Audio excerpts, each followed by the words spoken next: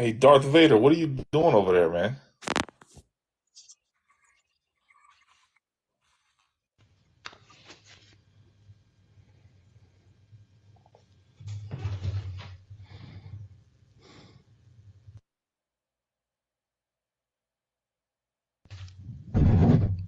Hey, you got me? I can hear you now.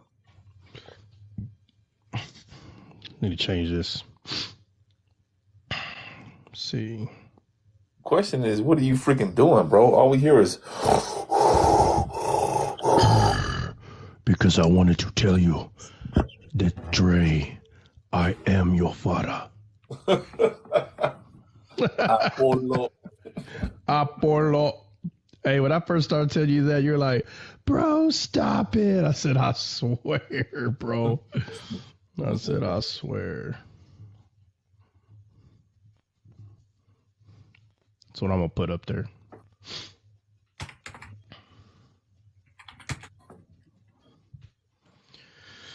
Let me see. I was reading Second Kings chapter 1 this morning. Yeah? Yeah, um, I was reading it this morning. And I was looking at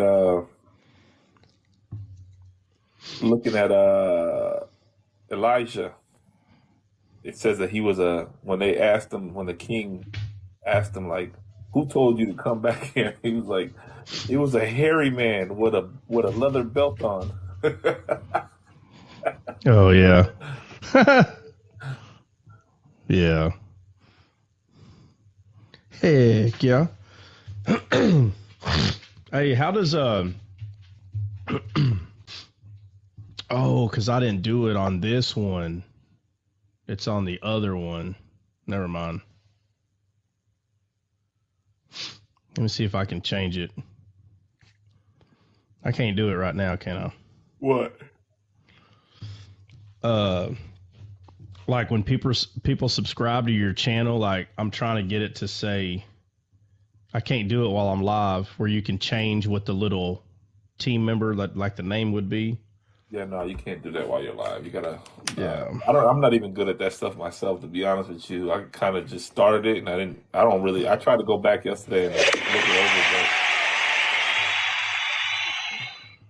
couldn't really figure it out. Han Solo, what's up, man? What's up?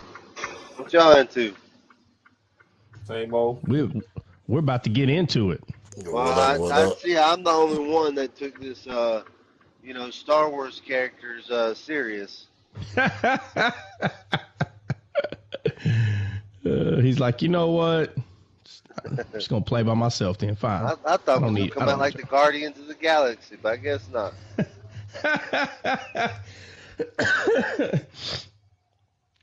Yeah.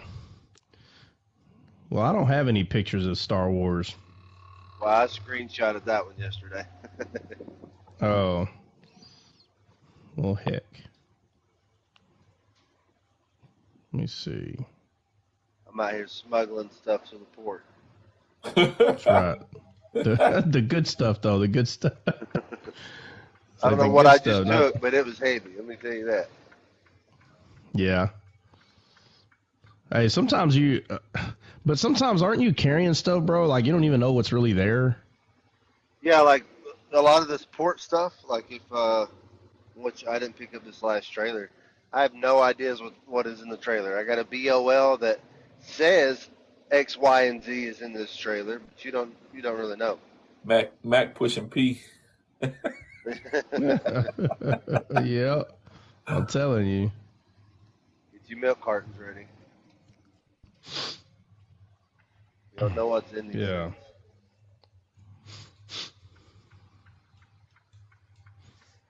things. Yeah. No, Bill got his picture up. There it is. I'm so tired. I need coffee. Yeah, you darn right. I'm so tired. I'm already working on mine right now. I ain't had a chance to stop yet. I was running late this morning, so I'm about to get me some truck stop coffee here in a minute. Hmm. I bet Truck Stop Coffee. I bet Truck Stop Coffee, boy, they got the best coffee, boy. They got the extra in that bad boy. That's what I call the unleaded. The unleaded. Yeah, Hey, how are y'all getting those pictures up so fast?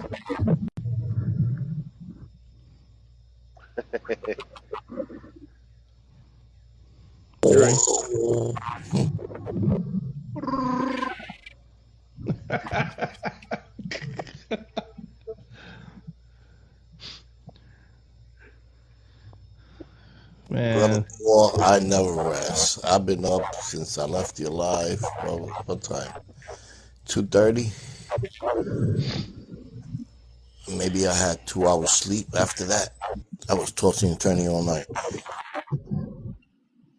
Jordan, we start next week. Yeah, you mentioned 2-a-days and it gave me flashbacks to football camp.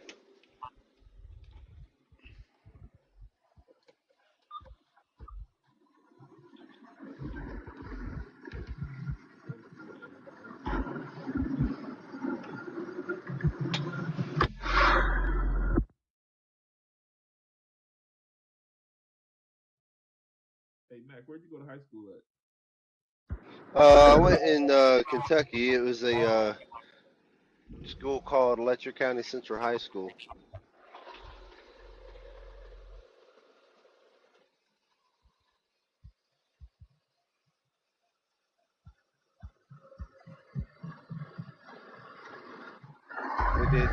We got us a good hillbilly education.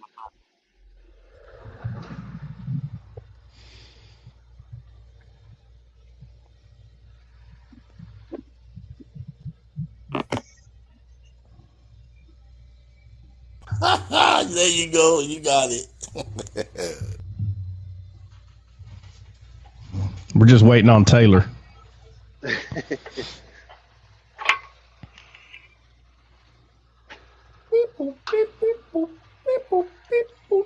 I said we're waiting on Taylor. Taylor literally skedaddled, Bubba. Hey, Taylor's gonna come in like R2D2. Ah! Wow! Yeah.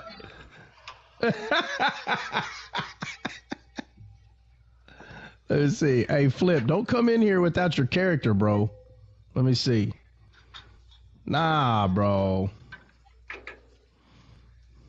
Yo. Hey, I bet you Nah, can find bro. You Jar gotta come in Jar. as your. I bet you can find Jar Jar in the Raiders jersey. You could put Jar Jar in the Raiders jersey. Bruh. What in the world is this? Hey, put him in the Raiders jersey, some khakis, and some chucks. Oh my lord. Hey, I got jugs, huh? Holding a body kit. Heck yeah, bro. Bruh. Body kit, bruh. Bill, what's wrong with your photo? Misa don't know. Where you guys getting these pictures? Don't know. I don't know. Oh, looks better now.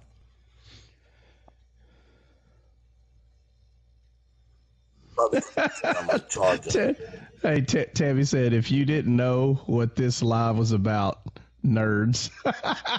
We're just straight geeking out. Do what? I said we're just straight geeking out this morning. Yeah.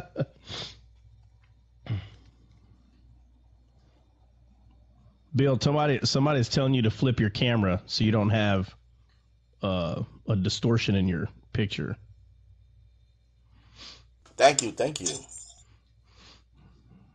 Yeah. Oh, never mind then.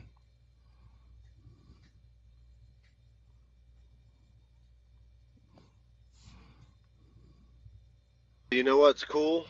Yeah.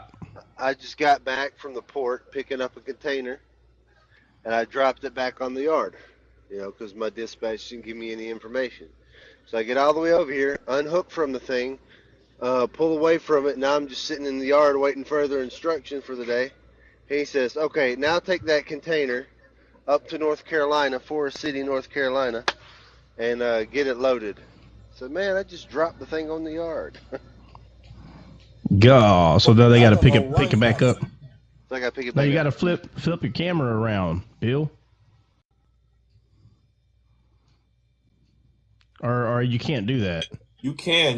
There's a little icon on there that looks like it looks like Instagram, but it's not. It's just to flip the camera around.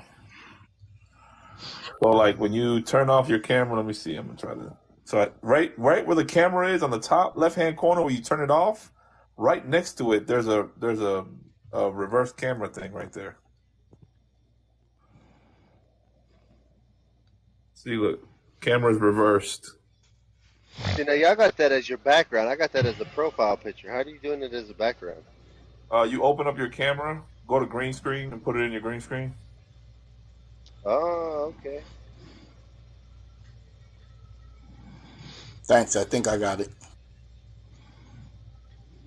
Oh man, I didn't save it in my photos. I see Carishan is here.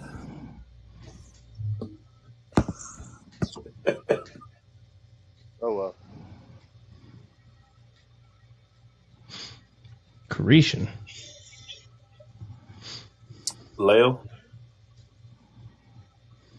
What up? Man, he Leo, just woke up. where you Leave me been at, alone. Leo? I've been meaning to call you, man. Oh man, been trying to work on that stupid roof. Go up and getting out early and just doing it. Tired, man. Trying to get this sucker done. That's on your house or the other house? Oh, the other house. On that extension that you made? Is that where the roof is going? Yeah, it's putting shingles on. It's been hot, man. I've been like, how'd you get a background like that? Open up your camera. Mm-hmm. Go to green screen and then pick a picture. Yeah, but you got any options. You got look at Taylor. Taylor went and found like the most patriotic R2D2 that he could find, bro. Like straight up red, white, and blue up in this mode. They only give me like four options. Flip the camera, Taylor. Huh? You gotta flip your camera when we see you when you go on the camera. Flip it so it's going forward. Oh, okay. Yeah, Leo, you got to come in with your character, bro. It's not, bro. Hey, you got to come in with your character. What was Hey, what'd you say that you saw Leo? Who'd you say it was? Hey, hold on. Taylor, right next to the open camera button, to the right of that is the flip the camera. So just click that one. So open up your camera, and then you'll see yourself. And then before you hit save, flip it, and then save. Hopefully that makes sense. Oh, Zuper said Lando. Was that who Leo? You said Leo was? Yeah, Lando Calrissian. He's buddies with Han Solo. Oh. Yeah, it don't give me no. No options to flip. Hey, Tori, I get to flip, but I just don't. There's not the options of putting a picture up. The green screen only gives me like 4 options, and it's like weird. Let me see if I can. Oh no, I would have to go on somebody's live. 1, 2, 3, 4, 5. Hey, Tori, what show do you like, Tori? We'll do your show next. Tori said, "Oh my God, I don't even like Star Wars." Well, what show do you like? And don't say Seventh Heaven, okay? I'm not putting Seventh Heaven characters up here. She likes Dawson Creek. You're gonna be Dawson. No. And don't say that Backstreet Boys was a show. No. Maybe we should do Ninja Turtles next. There you go, Leo. There he is. Hey. Oh gosh. Hey, The Office. The Office. She said The Office, bro. You know what's funny? You know what's funny? I've only seen like 2 episodes of The Office. I need what you call it to come back. What's his name? Mac, so I can do a screenshot. I'm gonna do a video today. Yeah, you gotta have the music going. You gotta have the Star Wars music in the background. when you do your video. Yeah, no, I don't know why I don't have that already going. All I right, feel hold it. on. I'm working on. Hold on, just a second.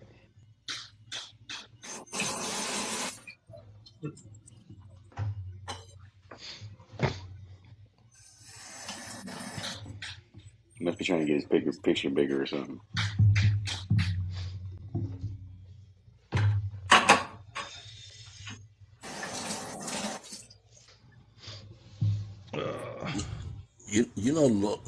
You notice that There you go. Mac and Leo are the only humans in this group here. The son of man.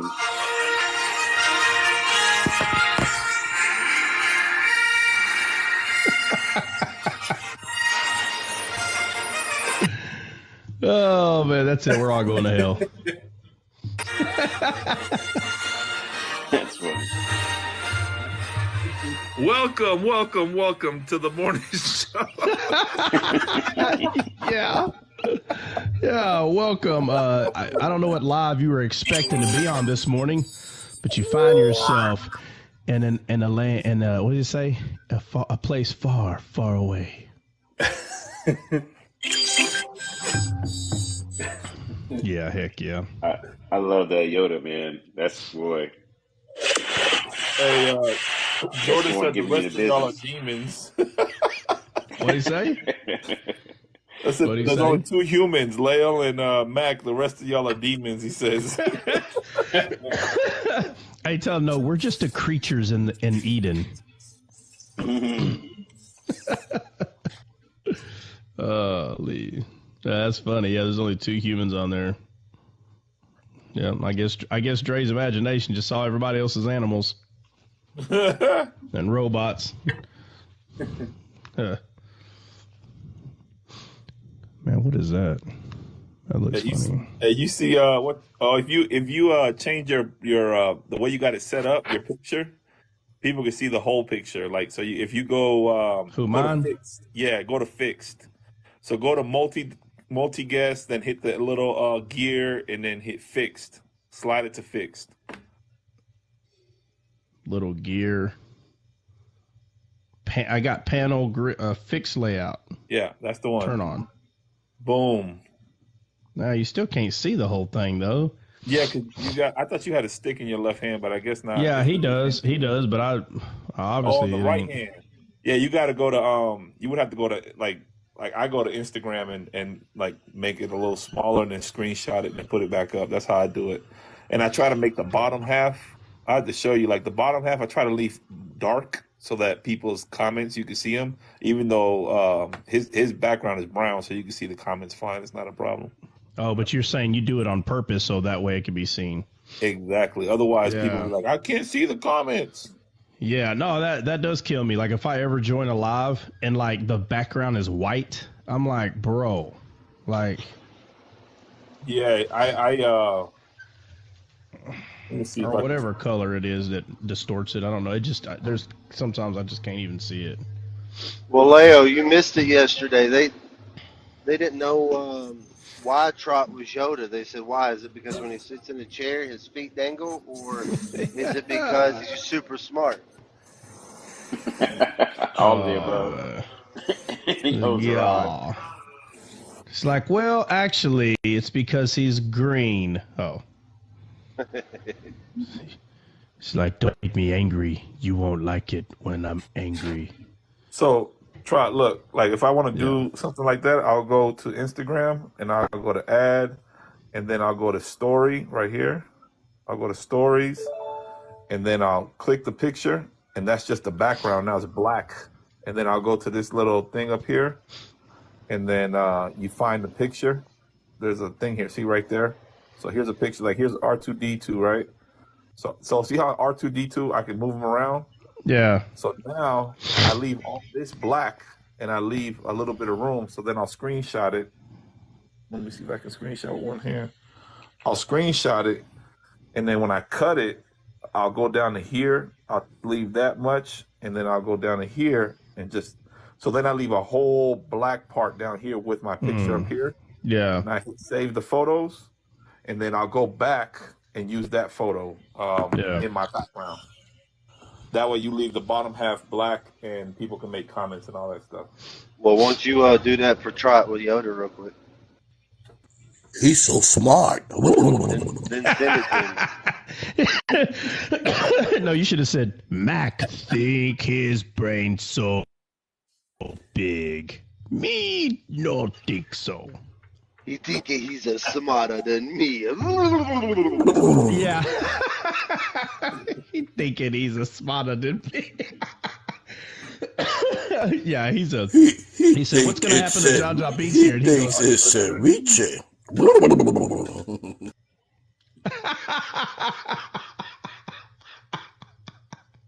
He think it's ceviche. Like, we're gonna argue about the ceviche thing in our Star Wars characters. Everybody prepare themselves. What do you say? Demon, you possessed Christian. Yeah, manifesting them demons. What is like Tori? We say try Arnold Yoda. Oh my lord, is that even possible? Let me see.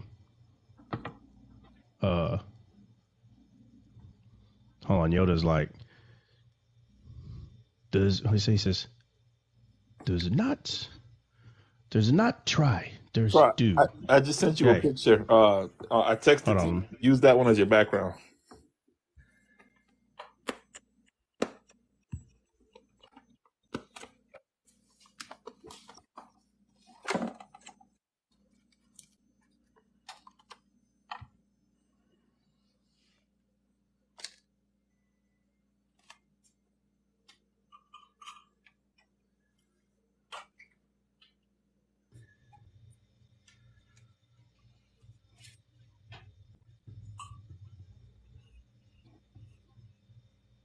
There you go. Check out Leo. Smart one he is.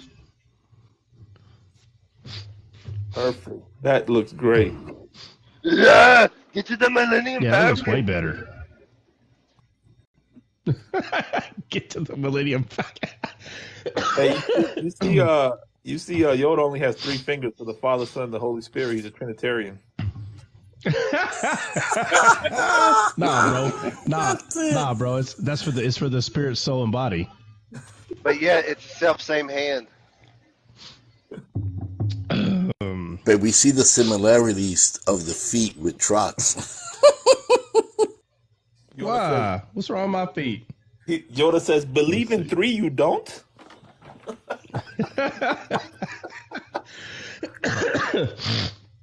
Yeah, no, man. I've had a lot of people hit me up, and there's people that are just, they can't like see any further than what like something that they've been taught, believed, or maybe something they initially seen. Like, we know for sure the Bible uses black letters on the white page. It makes it evidently clear that there's a Father, Son, and Holy Spirit. And when you say that, many people believe that you're saying that, there was a sexual relation that took place and Jesus is the baby of God. That's what people think that's talking about. But those words, Father and Son, are used because it's a depiction of something that came from God, like directly from God. That's what it's referring to. And so the Bible uses the words Father and Son so you can understand that he's directly from God. But what people have a problem seeing is the reason that it's told to us that way is because God is a 3-part being. And so in the Old Testament, you see depictions of this, and even some, not a lot, but some of the black letters on the white page point out, like for instance, God does have a soul, and it was offered for us. And so people don't make the connection that God is a spirit, soul, and a body. They don't make that connection at all. And it just boggles my mind. There's people who's been reading and teaching the Bible for 20 something years or longer, and you never hear them say that God is a spirit, soul, and a body. Like, you don't ever hear them say that. And, you don't ever hear them say it because they don't believe it or they don't see it. It's one or the other. It's one or the other. But if you were to ask someone, and I do it all the time when on the topic, and I say, does God have a soul? And none of them can say yes right away. They all have to think about it. And some of them have to think about it for days. So I'm like, bro, how do you not already know the answer to that? Like, you just told me. Huh? They don't see what blows my mind. They don't see the Millennium Falcon as a type and shadow of the Ark. That's right. That's right. No, anyone that that says anything different, you need to come on this live right now. Because we're going to debate and argue about it. Oh my god. Yeah, but no. What? Real talk though, Trot. It's crazy because I've been on several lives recently, and I'm so tempted to go up there. And I'm like, I'm not gonna do it. I'm not gonna do it. I'm not gonna do it. I don't do it. But it's really crazy that Christians really and truly cannot. And it's so easy to explain God in a sense that when you say He created us in His likeness and in His image, He created us. He is a three-part being. He has a body, a soul, and a spirit. We have a body, a soul, and a spirit. So then it's easy to explain and say, okay, this is what died on the cross. It was the soul of God. But instead, people get into these whole hypothetical hypostasis, three persons, one being that are equal in value but different in human. Like, they get into this whole philosophical terminology that confuses. They don't even know what the heck they're saying, bro. But it's really, really not hard, bro. When you see it, and you're like, this is it. But we've been taught to believe Father, Son, and the Holy Spirit in cemetery school. You get taught this in Sunday school. You get taught this everywhere you go as a Christian. And all it does is nobody actually took the time to look at it and say, what is God really saying? Instead, we just kind of follow what other people told us and just take it as the word of God. And that's dead wrong, man.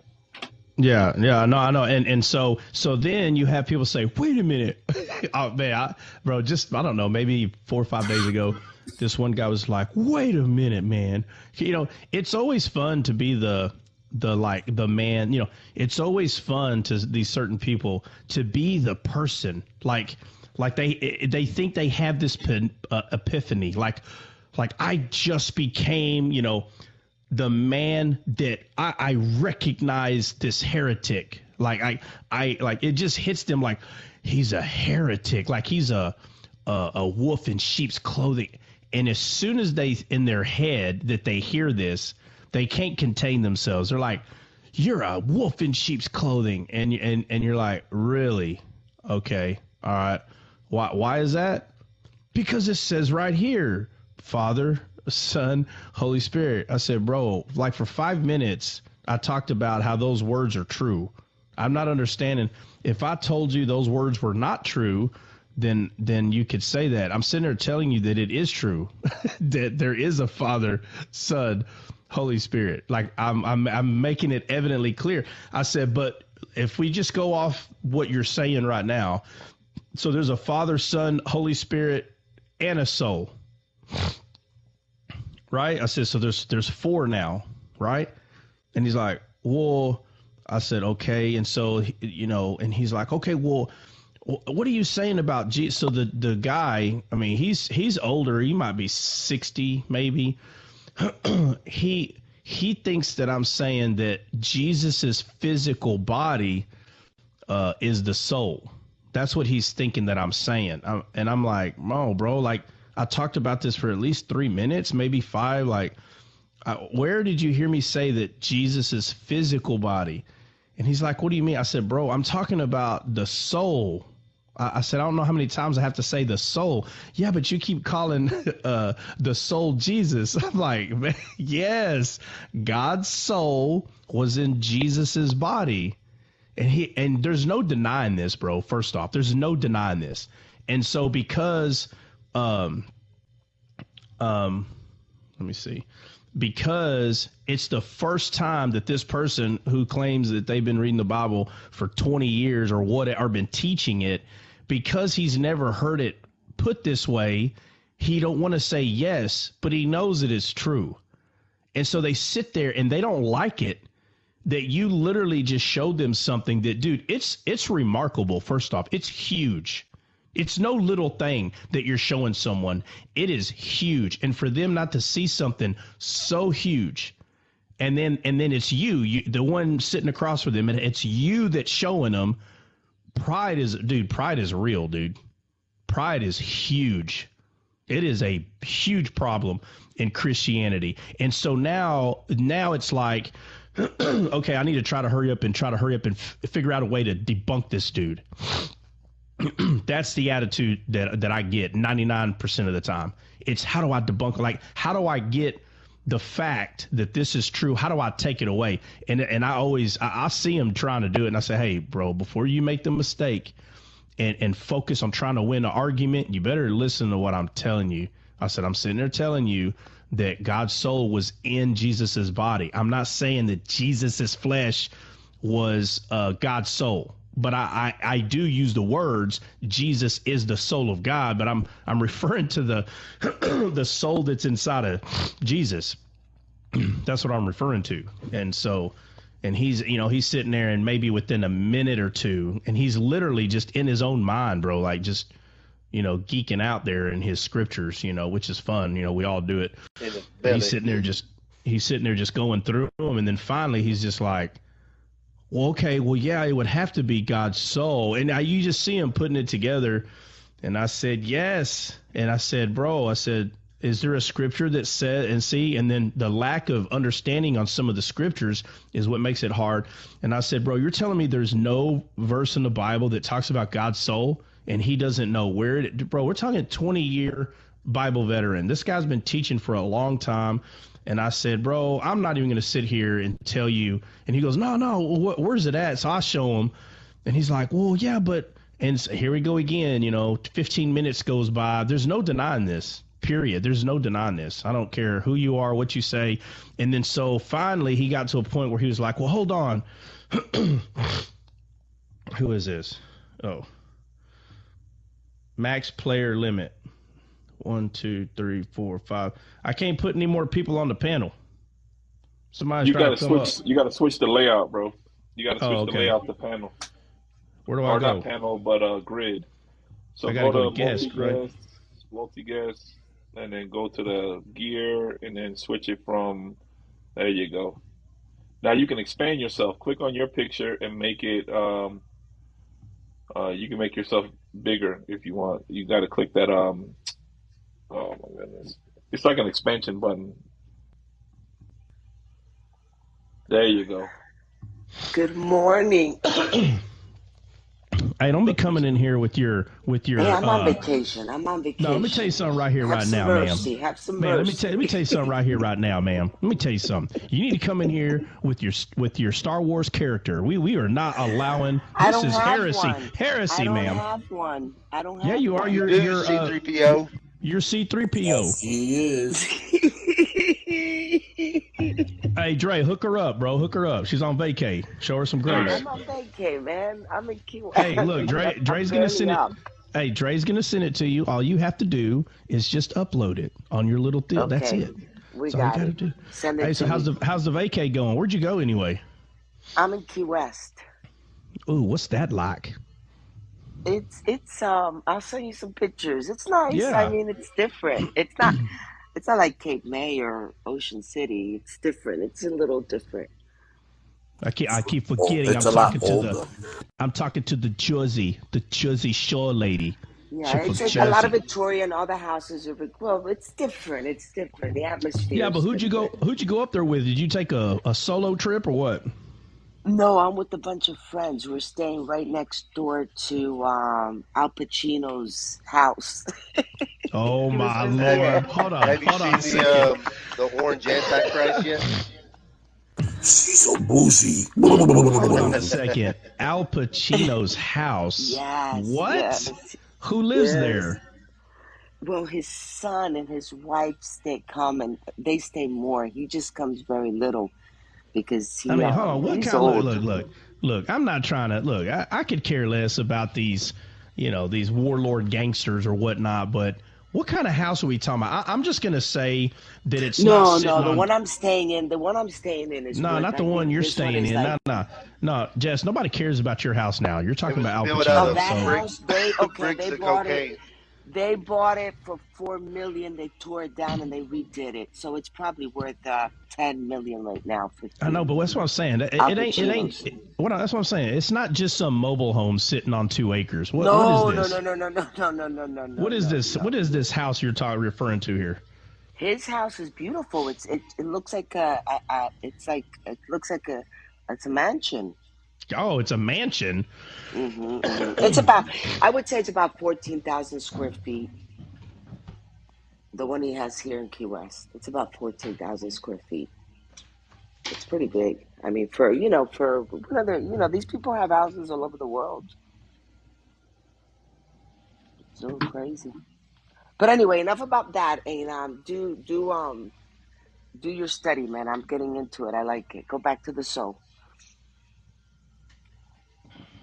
I'm listening. I'll mute and I'll put my picture on. Well, no, I mean, now you got all of us in freaking Key West mode. Let me get everybody to calm down. Let me get everybody to calm down, man. Ceviche. Hey, Right. She's like, calm down, calm down. I'm sitting here looking at the dolphins swimming around. You guys keep talking. Go ahead. Keep yeah, talking. she's like, guys, keep talking. I'm just looking at Man, I God's had beautiful some. creation. I had some poke. They call it. I had some poke tuna yesterday, and fritters. Oh, the best crunch fritters I've ever eaten in my life.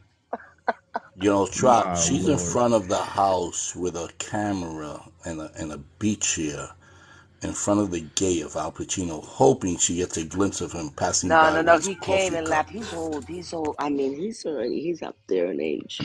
But Al Pacino is married to like isn't he married to like a 24-year-old? He's like 80. Yeah. It's his. He's like 80 something. I think already. I think he's like He's 84. nasty. Well, That's what He's he up I'll is. tell there, you 80, right now. 45. I'll tell you right now, Jess. If you hear the words, say hello to my little friend. If you hear those words, there is a bang coming after that. So get down. Get down. Make sure you get behind the couch or Talking to me? something, you know. I'm Huh? talking to you. Are you talking to me? Hey, you talking to me? Hey, I'm talking to you. I Yeah. know, I'll run. Hey, Dre, I'll what's just going on with run. Jess's picture, man? I got it. I'm gonna go do it and I'll come back.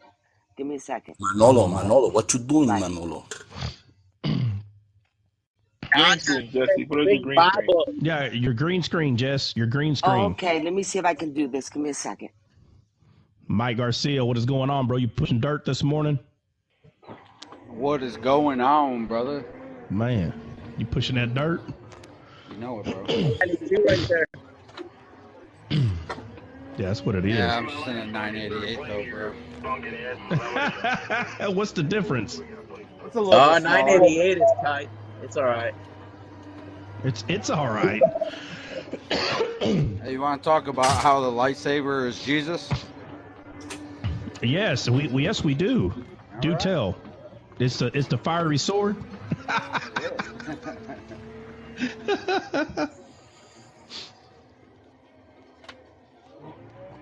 Yeah, that's what it is, man. It's the fiery sword. As a matter of fact, on the east and the outside of Eden, where the 2 cherubims were placed, that's what God put between the 2. It was a lightsaber.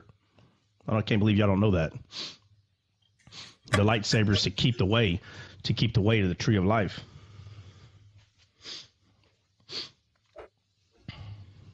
What was I gonna say? But it's Hey, Bill. it's more like Darth Maul's lightsaber because it's double edged. You know, cuts coming and going. Yeah, exactly. See. Yeah. Yeah, it's all the edges. What did Kit say? Who's Mike? Who's Mike's character? Mike, that's up to Dre. What version is that? I'm a nobody, man. What version is what? Oh, what version of the Bible is the lightsaber in? Oh, come on now, man. Come on. That's obviously it's called the SW Force version? Bible. It's called it's The Force. It's the LCF. Force version. The Lucasfilm Force version. version. Huh? The LCF. It's the Lucasfilm version.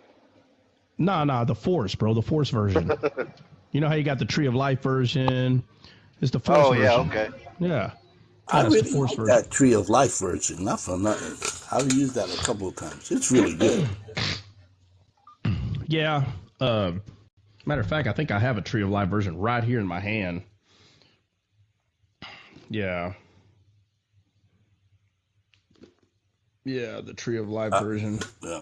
I love reading Psalms out of the Who Tree of put Life. who put the Tree of Life version together?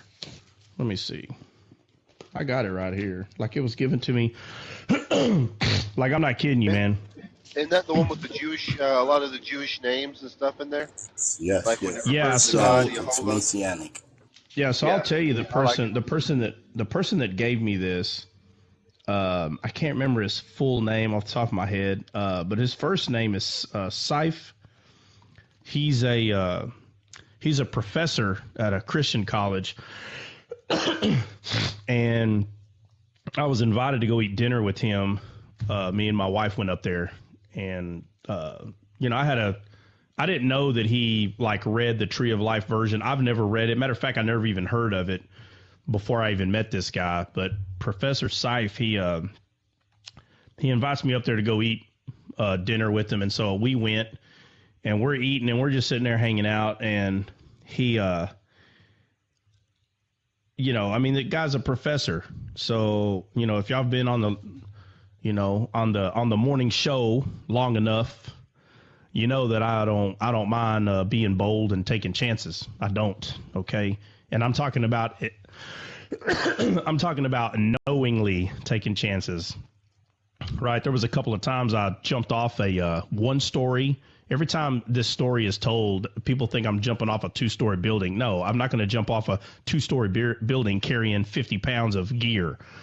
It was a 1-story building, and in Iraq, not all of them are 10 feet. Okay, this thing might have been 8 feet off the ground. I wasn't that high, Now, for me, it might be high because I'm 5'8", but for the majority of people, 8 feet's a joke, So, I hop off this 8-foot story building and caught myself in a very horrible predicament. I mean, it was still better off than what was on the other side of the house. We got ambushed, and but anyway, so I hopped down.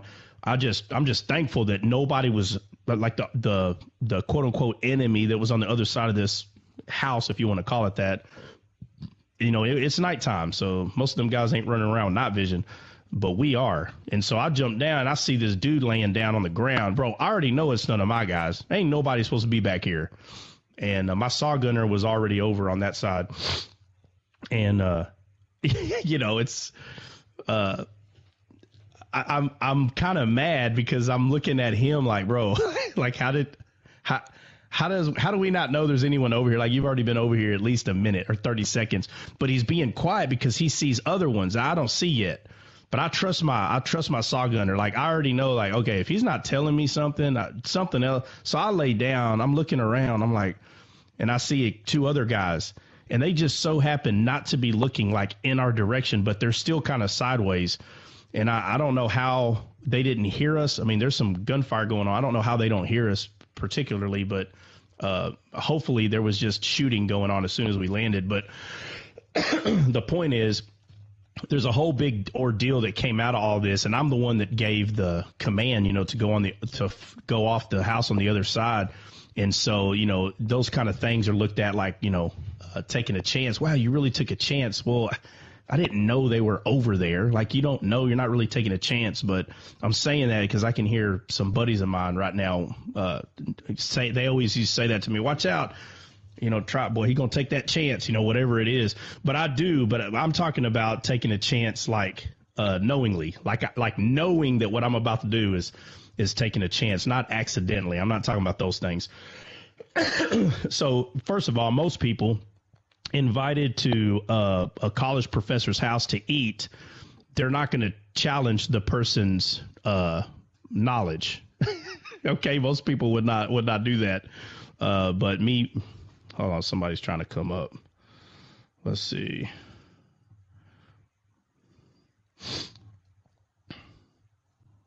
Mac, you there? We lost you there for a little bit. Yeah, I died. I went to a black hole at light speed, and it kind of. Oh, okay. You went to light speed. Yeah. Yeah. The light speed, man. I mean, if the Millennium Falcon was as good as they say, they shouldn't have lost reception. Well, it was the McDonald's Wi-Fi that got me. Oh, oh, you accidentally got hooked up to that. Yeah, but anyway, so I'm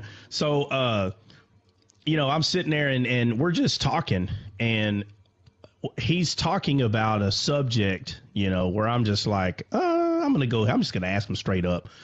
And I said, hey, so is Jesus the tree of life?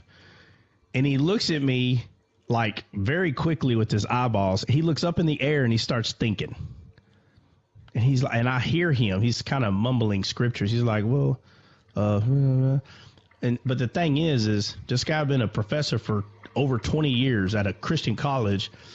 Like, why would you not just say yes unless you just weren't sure? And this is the kind of stuff, and I did this on purpose because I wanted to see if he would be able to answer it quickly or not. And he couldn't. And so, I mean, golly, bro, like, I'm telling you, you can get so caught up in all the little like conversations in the Bible. You can get caught up in like teaching. I mean, just like subjects, the Bible becomes subjects to professors. It's subjects. It's not all about Jesus. They may say it, but someone that is all about Jesus, bro, they know that he's the tree of life. Like you were to ask someone, it's no different if you were to ask a grown up, hey, is 1 + 1 2? They'd say yes. They're not going to be like, let me see. You got the 1. Well, he didn't say 2 + 2. That would be 4. 1 + 1 is 2. Yeah. 1 + 1 is 2. No, that's not what he did. That's not, well, I'm saying that is what he did, is that right there. He didn't just say, oh yeah, he's tree of life. He didn't say that. And so just to go a little further with it, we're talking some more. And I said, so where's the Garden of Eden now? And he's like, well, they don't really know where it's at. And I said, so we're not the Garden of Eden? And I mean, you got to understand, my wife's sitting next to me, dude. And I could tell she's like, would you stop? But bro, no, I want to know. You've been a professor for 20 years. I want to know if you know. So I said, are we not the Garden of Eden? I'm not asking him because I'm curious. I want to see what he thinks about that. I know it's true. So when I said, so we're not the Garden of Eden? And he went back to meditating. He's like, well, yeah, I mean, and I said, it's no big deal. But bro, no, he didn't know that either. So he didn't know we were the Garden of Eden. That our heart was that. He didn't know Jesus was a tree of life. And I'm telling you, there's people, they are so stuck on subjects. Everything has a subject. Like, they try to turn the Bible into a textbook. Let me tell you, when Jesus was talking about scriptures, when he was walking the earth, they were not subjects. These things were not subjects to him. Now, the scribes and the Pharisees made it turn them into subjects. But notice, they turned the Bible into subjects, but when Jesus himself came, when the Messiah came, the promise, they didn't recognize him. So the Bible's not about subjects. It's about a relationship, understanding who he is. And you don't get that just by reading. You get it by receiving revelation about who's what and why in the Bible. What is this? Oh, but, uh-oh. Let me see. I think Jesse got it fixed. No. Jess, you there? Jess. Yes, I'm here. You weren't supposed to make it your profile pic? I don't know how to do that other green thing. I'll fix it later. I don't know how to do the green screen. I tried. I couldn't. I tried uploading it. It won't upload. So for now, we just have to do this. I can just deal change it. with It's that. not a big deal. We'll just deal with that. Told you she don't know everything. Hey, don't tell me the odds. Let's just get it done, okay? Yeah, because it looks bigger when you do the green screen. I just, someone's going to have to walk me through later on. Oh my Lord. Confidence in yourself you have not. You had no problem doing it during Ramadan when you put up all them shish kebabs in your background. Shish kebabs. Listen, I tried for about 10 minutes or 5 minutes. All right, well that's better than nothing. So at least you got that covered. General Akbar, come up. Hey, you want me to tell you something, Trot? Or What? yesterday I started going back and actually trying to dig in the book of Ezekiel because I've read through it before. Like I'm wanting to dig now. Like I'm gonna go through the Old Testament prophets again. Hold on a second. Uh-oh. El Magico. I am your father, El Magico. El Magico, you speak English, bro? My friend. Yes. Yeah. Golly, bro. Hey, I mean, we love Star Wars, but God, I mean, we were actually hoping that Satan did not show up, bro. Oh my! I just saw. What's up, bro? You Christian or what? I'm not Christian, but I have a lot of Christian friends. I'm Catholic. You're Okay, well then, okay. So you believe that Jesus rose again on the third day? Yeah. Oh, okay. Well, all right then. Well, we got a Darth Vader here. El Magico. Hey, what does Magico mean, bro? What does that mean in English? Can you flip your camera, bro? Flip your camera. So you flip your camera because your head keeps popping up. It means the magician. It means magician. El Magician. You know magic tricks? El Magico. You know magic tricks? El Magico? You made Luke Skywalker disappear. Hey, bro. El Mágico. It's El Mágico, not Mágico. Mexico means Mexico, man. Mágico. Why is that? That sounds exactly the same. Mexico. No, you're saying El Magico. No, I'm talking about Mexico. They sound the same. No. Bro, what? you need to change your last name from like Herrera to Johnson, bro, or something. I don't know. Herrera. Take it back, bro. Take that back. Take that back, bro. Bruh. All right, Bruh. Mr. Johnson. No, take that back, bro. Take that back. First of all, do you just want me to say my last name in English? Is that what you're saying? Say it. Is that what you're saying, bro? Say it. Blacksmith. Is that better? Does that work better for you? What? Blacksmith, bro. That's what it means. The word herrera, it's blacksmith. And it's not the female because the herrero is the one that works there and the herrera is the place you go. So don't come to me about my last name. You mean la ferreteria? That's what you're talking about? Blacksmith. Look, I'm just going to say blacksmith, okay? Blacksmith, there you go, because that's what it means in English, right? Like David, that's not how you say it. It's love. David's name means love in English, okay? You don't speak Hebrew. You speak English. Trot Blacksmith. Right. Continue on with your Bible study, Mr. Blacksmith. Trot's Blacksmith, son. Blacksmith. No. Worker of metal, you are. He said blacksmith, son. And then we got a Darth Vader. Hey, what's up, Mike? Why are you the oddball? Mike ain't gonna put some. What's Mike? Who's Mike, Dre? You want me to back down, man? No, I want you to put something up there, bro. Hold on, Dre's got to give you one. Oh, you don't? My bad, bro. My bad. No, you're good. You don't have to have one, bro. I'm just messing around. Hey, you know what? He sits in equipment all day moving dirt, like a robot anyway. So we got to make him some type of droid. That would work because I do like Android, man. iPhones are stupid. Oh, here we go, bro. No, that's it, bro. That's it. I'm about to lightning you out of here, Mike. All right, man. Yeah, yo estoy contigo. Yo soy Android for life. All right, so no, it's got, bro. This is Dre's deal. Dre's got to do it. Dre, think about Mike. Think about one of the people that are, I don't know, like pilots or something. But Mike's got to be one of them. What's up, Victoria? Morning.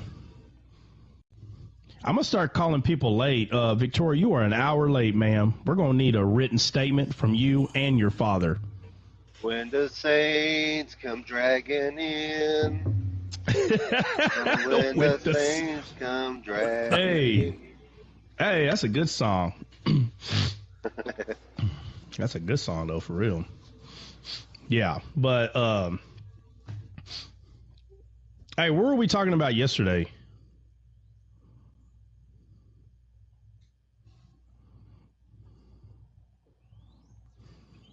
Yeah, nobody remembers. Yeah, everybody's like, yeah, sure. Yes. Yeah. Yeah, well. Hey, Talking about how Jesus is the tree of life. Ezekiel 18:4. Ezekiel 18:4. Aaron put oneness. Yeah, right. Yeah, that's another live. Heck no. Let's see. Ezekiel, what'd you say? 4.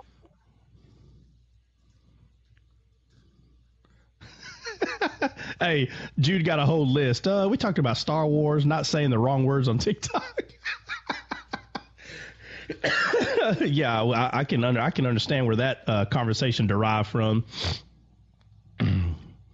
Tory Revelation. Tory, we need it. Oh my Lord. Now y'all's trying to be smart. OSAS. Better not. We were talking about how the soul of God is the Lamb in the book of Revelation and how he sits in the Father because they're one. You know, I try That's to why feel it. I asked about Ezekiel 18:4. There y'all go again, man. Ezekiel and Revelation. Ezekiel and Revelation. Hey, Bill, did you talk to that person that I asked you to talk to, or you didn't get my message about that? I haven't asked. I didn't ask. I'm not that personal with them. Oh, okay, But, okay. I didn't know. Yeah. We'll see if well, I'll text you later. Let's see. 18:4.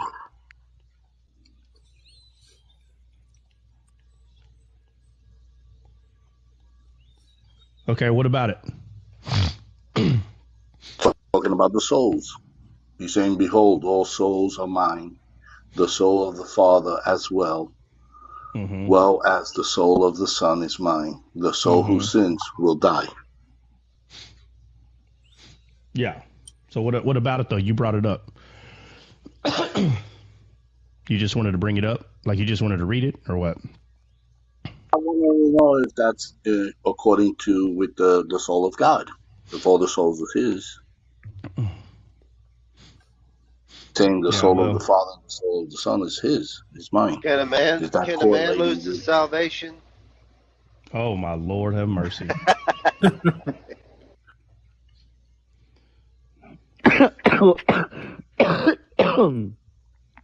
Mike, who is that?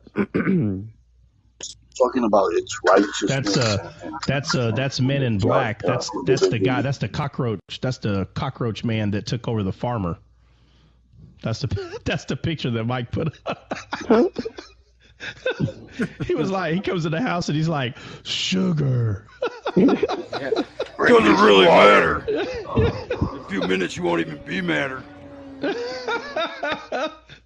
Hey, Mike, why, out of all the pictures you could have put up, bro, why'd you put that? I don't know, bro. I screenshotted that because it says me when I accidentally turned my phone around on accident on camera. But yeah, that's the only thing I could find. Oh. Somebody's going to come and be like, oh, I recognize all these characters. Wait a minute. Hey, what Star Wars movie is that guy from? Say, oh, you didn't know Men in Black was a spinoff? I think Darth Vader is given power unto Mike's character here at the end. Antichrist. What'd you say, Mac?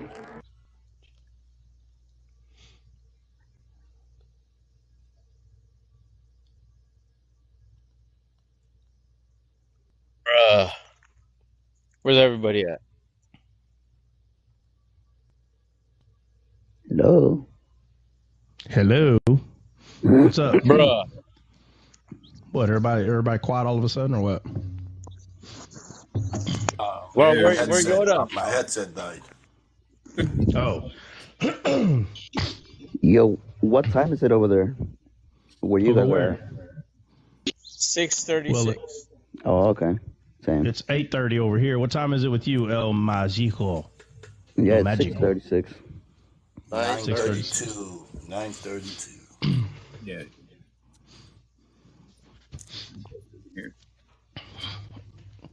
Yeah, but anyway, so Flip, what's on your mind, bro? What you got?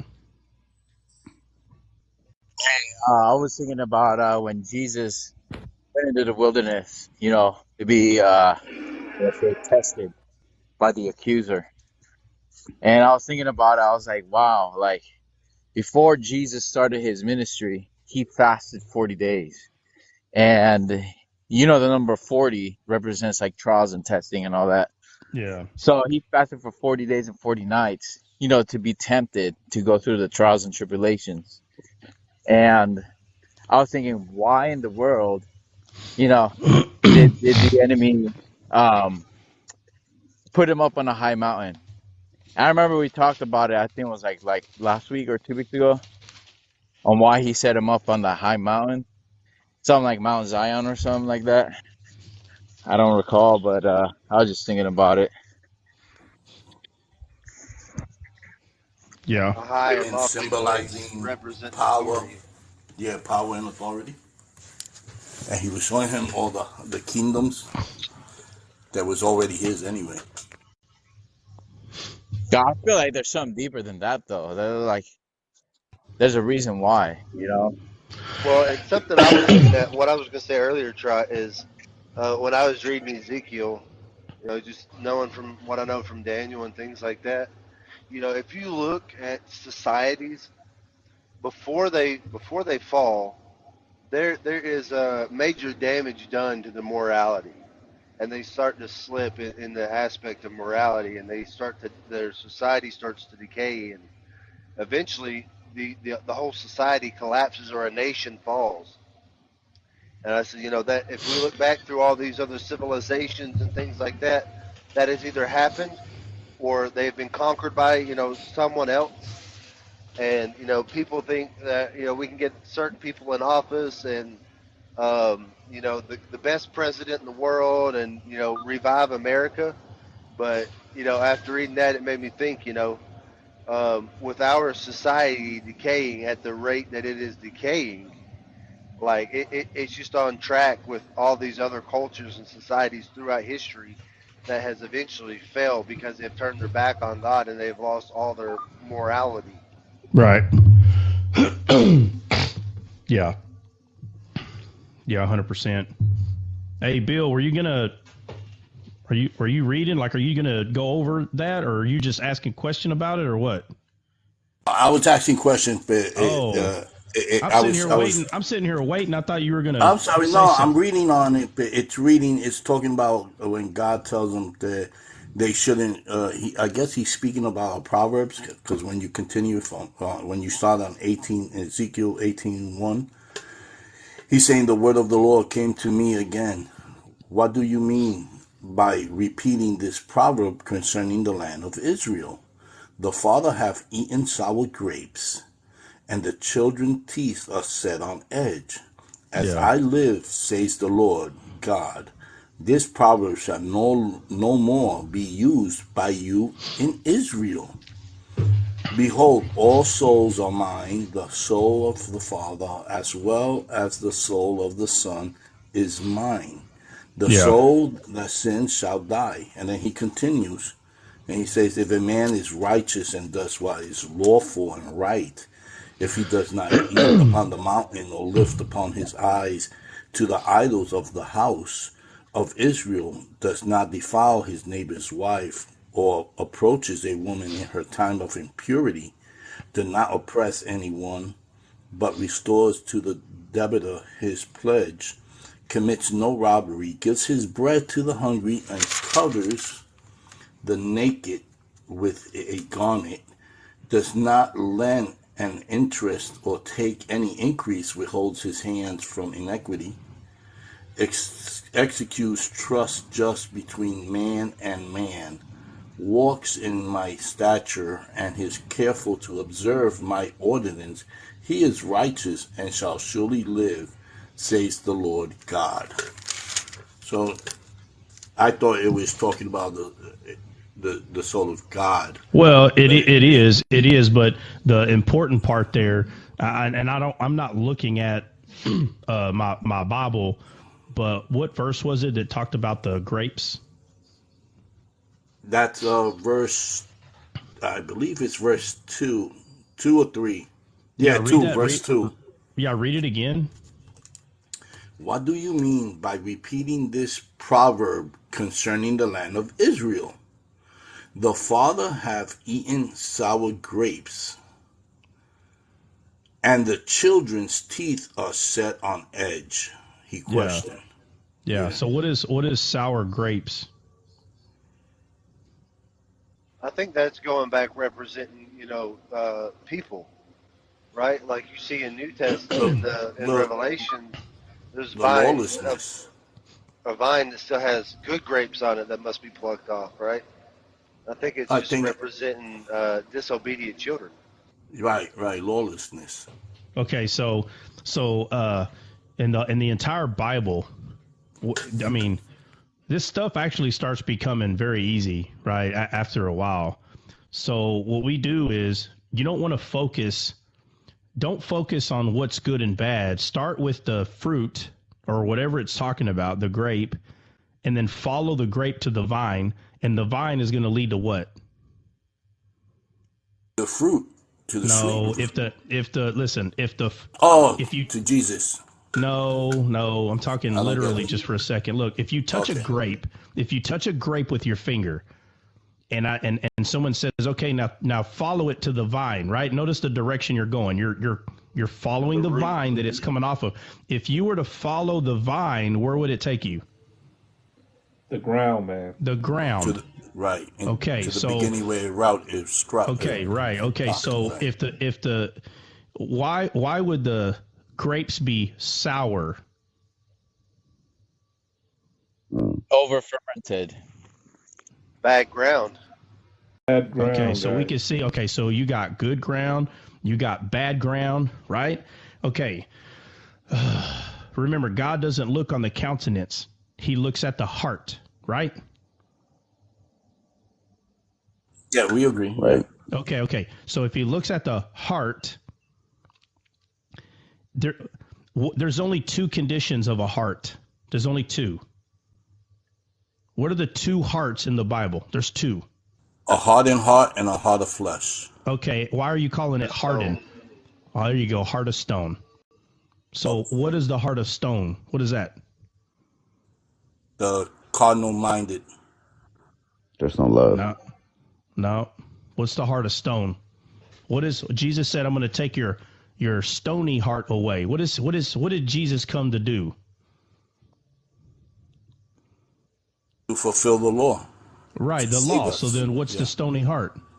The law. The law. Okay, so the law, the heart, the sour wine. That's the old covenant. The old covenant could not save people. He came to bring a new covenant, the new wine. That's why when they were going into the promised land, which is the new covenant, the promised land, that's what that was depicting, right? Out of bondage, meaning out of the law, out of bondage from Egypt, out of bondage, the law, into the promised land, only two brought back. What did they bring back? You think it's a coincidence what the two men brought back? Two large ones on a wood. They brought back a cluster of grapes, which is the new wine. So that's why Jesus says don't put you can't put new wine into old wineskin, right? So an old wineskin, that would be like Jesus giving us grace without saving us. So the Bible says that all things have become new. So your spirit you have been sealed with the Holy Spirit of promise. So now we have a new spirit, and that new spirit has the grace of God in it. And we receive the grace of God. All things have become new.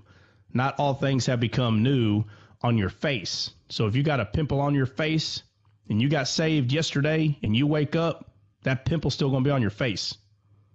So when it says all things have become new, it's not talking about that your body became new. We don't have a glorified body, but the root of us is new now.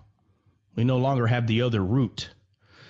We may still understand how to do those things because the old man taught us and our mind understands how to do those things. But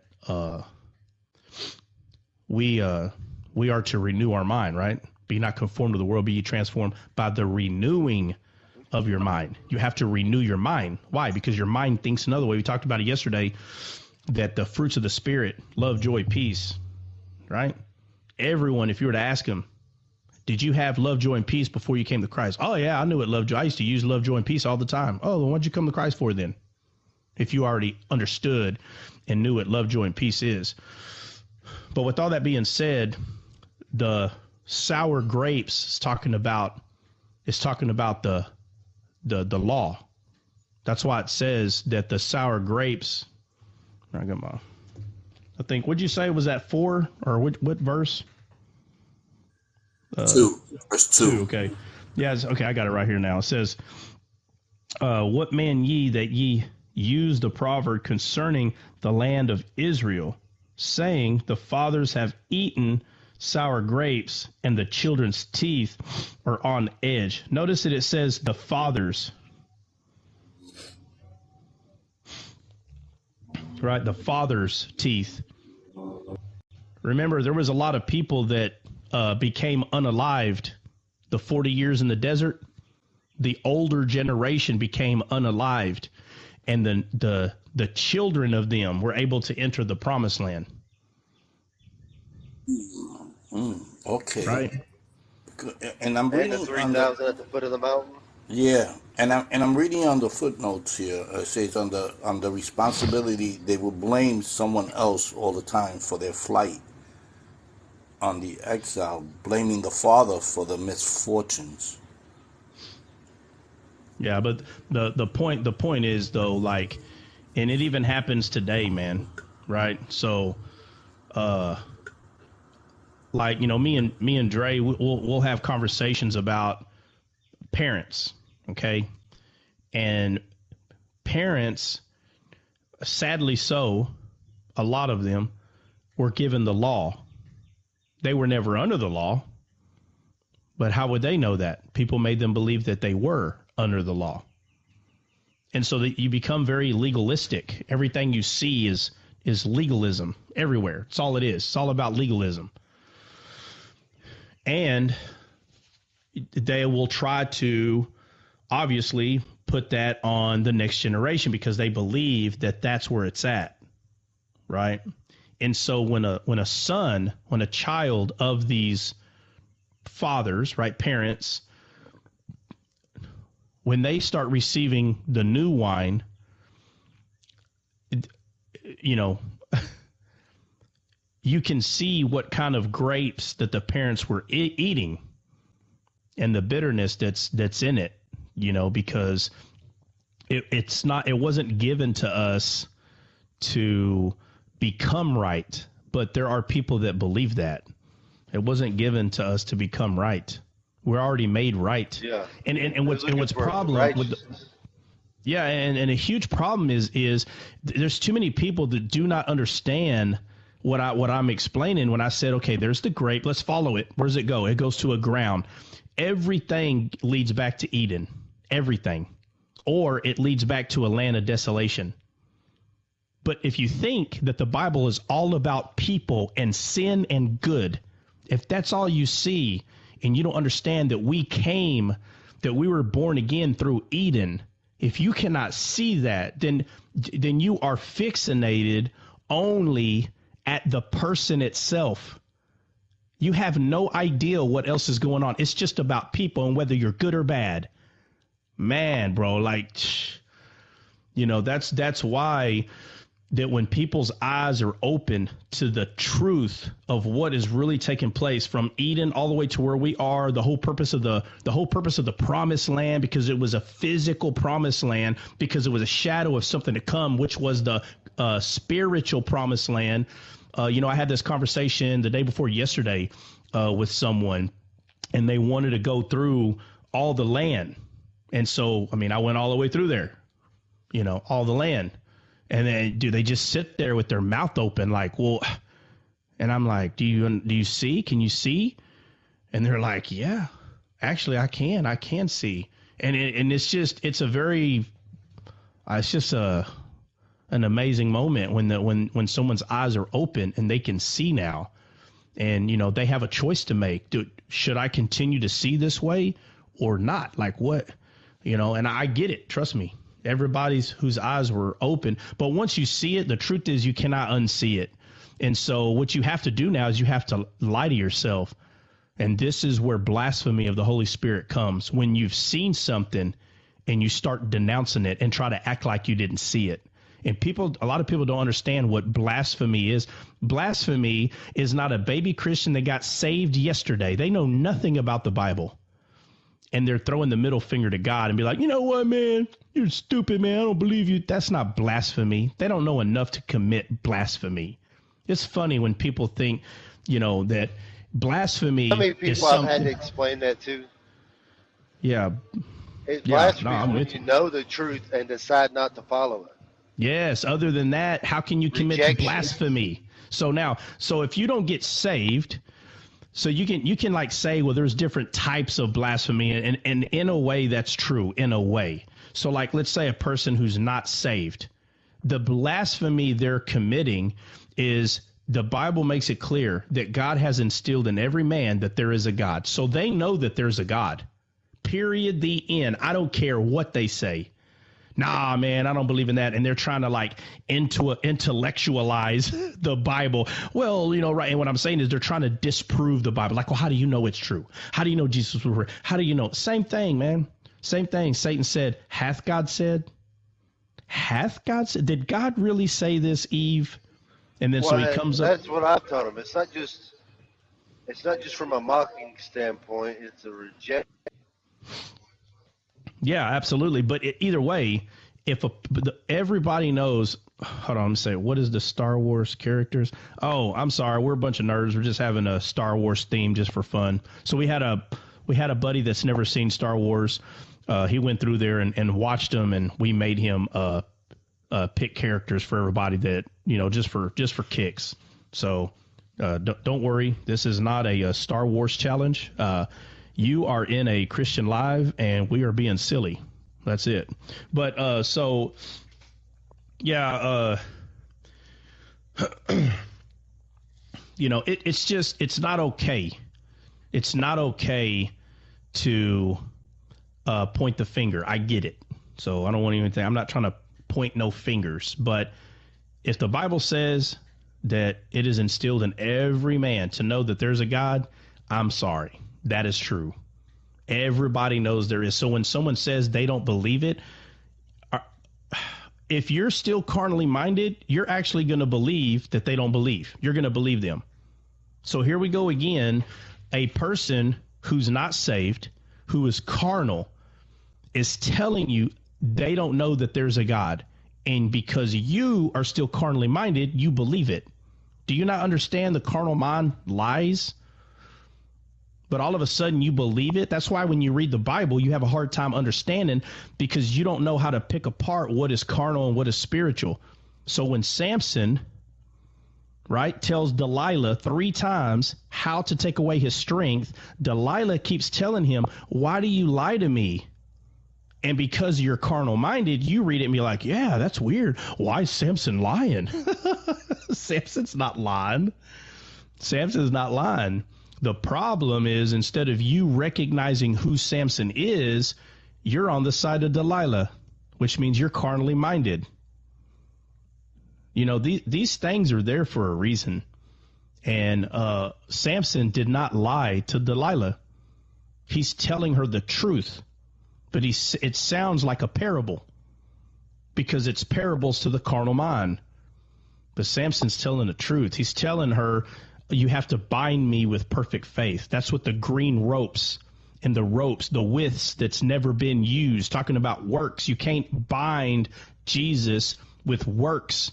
You have to bind him with faith, not by works. People are not paying attention. They're not slowing down, and they're not asking the Spirit questions. You're asking the wrong questions then. If you've been reading the Bible 20 years, and you to this day, you still think Delilah was telling the truth, you have been reading the Bible wrong for a very long time. And I'm not afraid to say it, not even a little bit. That is not what happened. That is not what's going on. It's the gospel. The whole Old Testament contests to Jesus, period. So,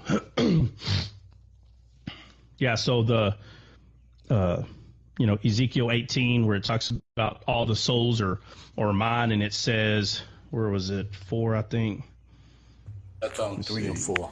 3 and 4. Yeah, it says, all souls are mine. And it says, the soul of the Father, so also the soul of the sons, right? So people will say, oh, well, then there's 2 souls. It says right there, the soul of the Father and the soul. Yeah, that's what it says, right? Is that Old Testament? That's Old Testament, right? Right. So when Jesus came here, he said, me and the Father are one.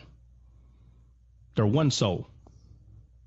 They're not 2 souls. One soul. One soul.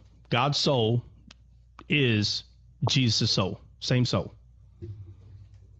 Period. So that's why he's telling him not to use that proverb, and in the sense that it's the foreshadow of what's to come, and that's why he goes into talking about the righteousness of a man. Yeah, what part? Let me see. Let me see what 5. Let me see. But if a man be just and do. Yeah, but see, okay, he starts going over the law here. Number in 5, where it says, first of all, it says, the soul that sinneth shall die. Jesus is the soul that became sin, and it was the offering. The offer was Christ. That was the offer. It says, but if a man be just and do that which is lawful and right, and hath not eaten upon the mountains, talking about the mountain of pride, neither hath lifted up his eyes to idols of the house of Israel, neither has defiled. This is all about the law again. This is all about do right so you can get right. It's all about the law. Okay. This goes in context too with, I think, Ezekiel 3 and 18 or something like that. What do you mean something like that? Is it 3:18 or not? Something like that. It's like 18, 19, 20, talking about how Ezekiel was to be, and if he Hey, I have a question. to turn from the righteousness or something like that. Yeah. Let's see. How do you say your name? Banku. Yes, Marco is fine. Banku, where are you from? I'm from the United States. I just love the cool. food. That's why I'm there. Yeah. Okay. What's going on? So I guess I have 2 questions, and I'm still trying to study it more just so I can give the best answer. But when you just brought up when Jesus said the Father and I am one, and sometimes we get questions about one part in the Bible where Jesus is saying to the disciples that they and Jesus would be one. How do you explain that in a good way that makes sense? Yeah. Hey, Banku, are you a Christian? Yeah, I'm a Christian. Yeah. How long you been reading the Bible? I've been reading the Bible, but I ain't gonna lie, I haven't been as thorough as I should be as far as really digging into it. So I'm starting to do that now.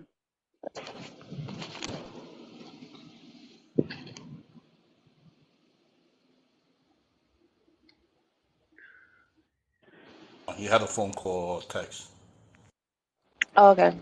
Let me get a pen and paper too before it starts saying something. Let me get a pen right quick.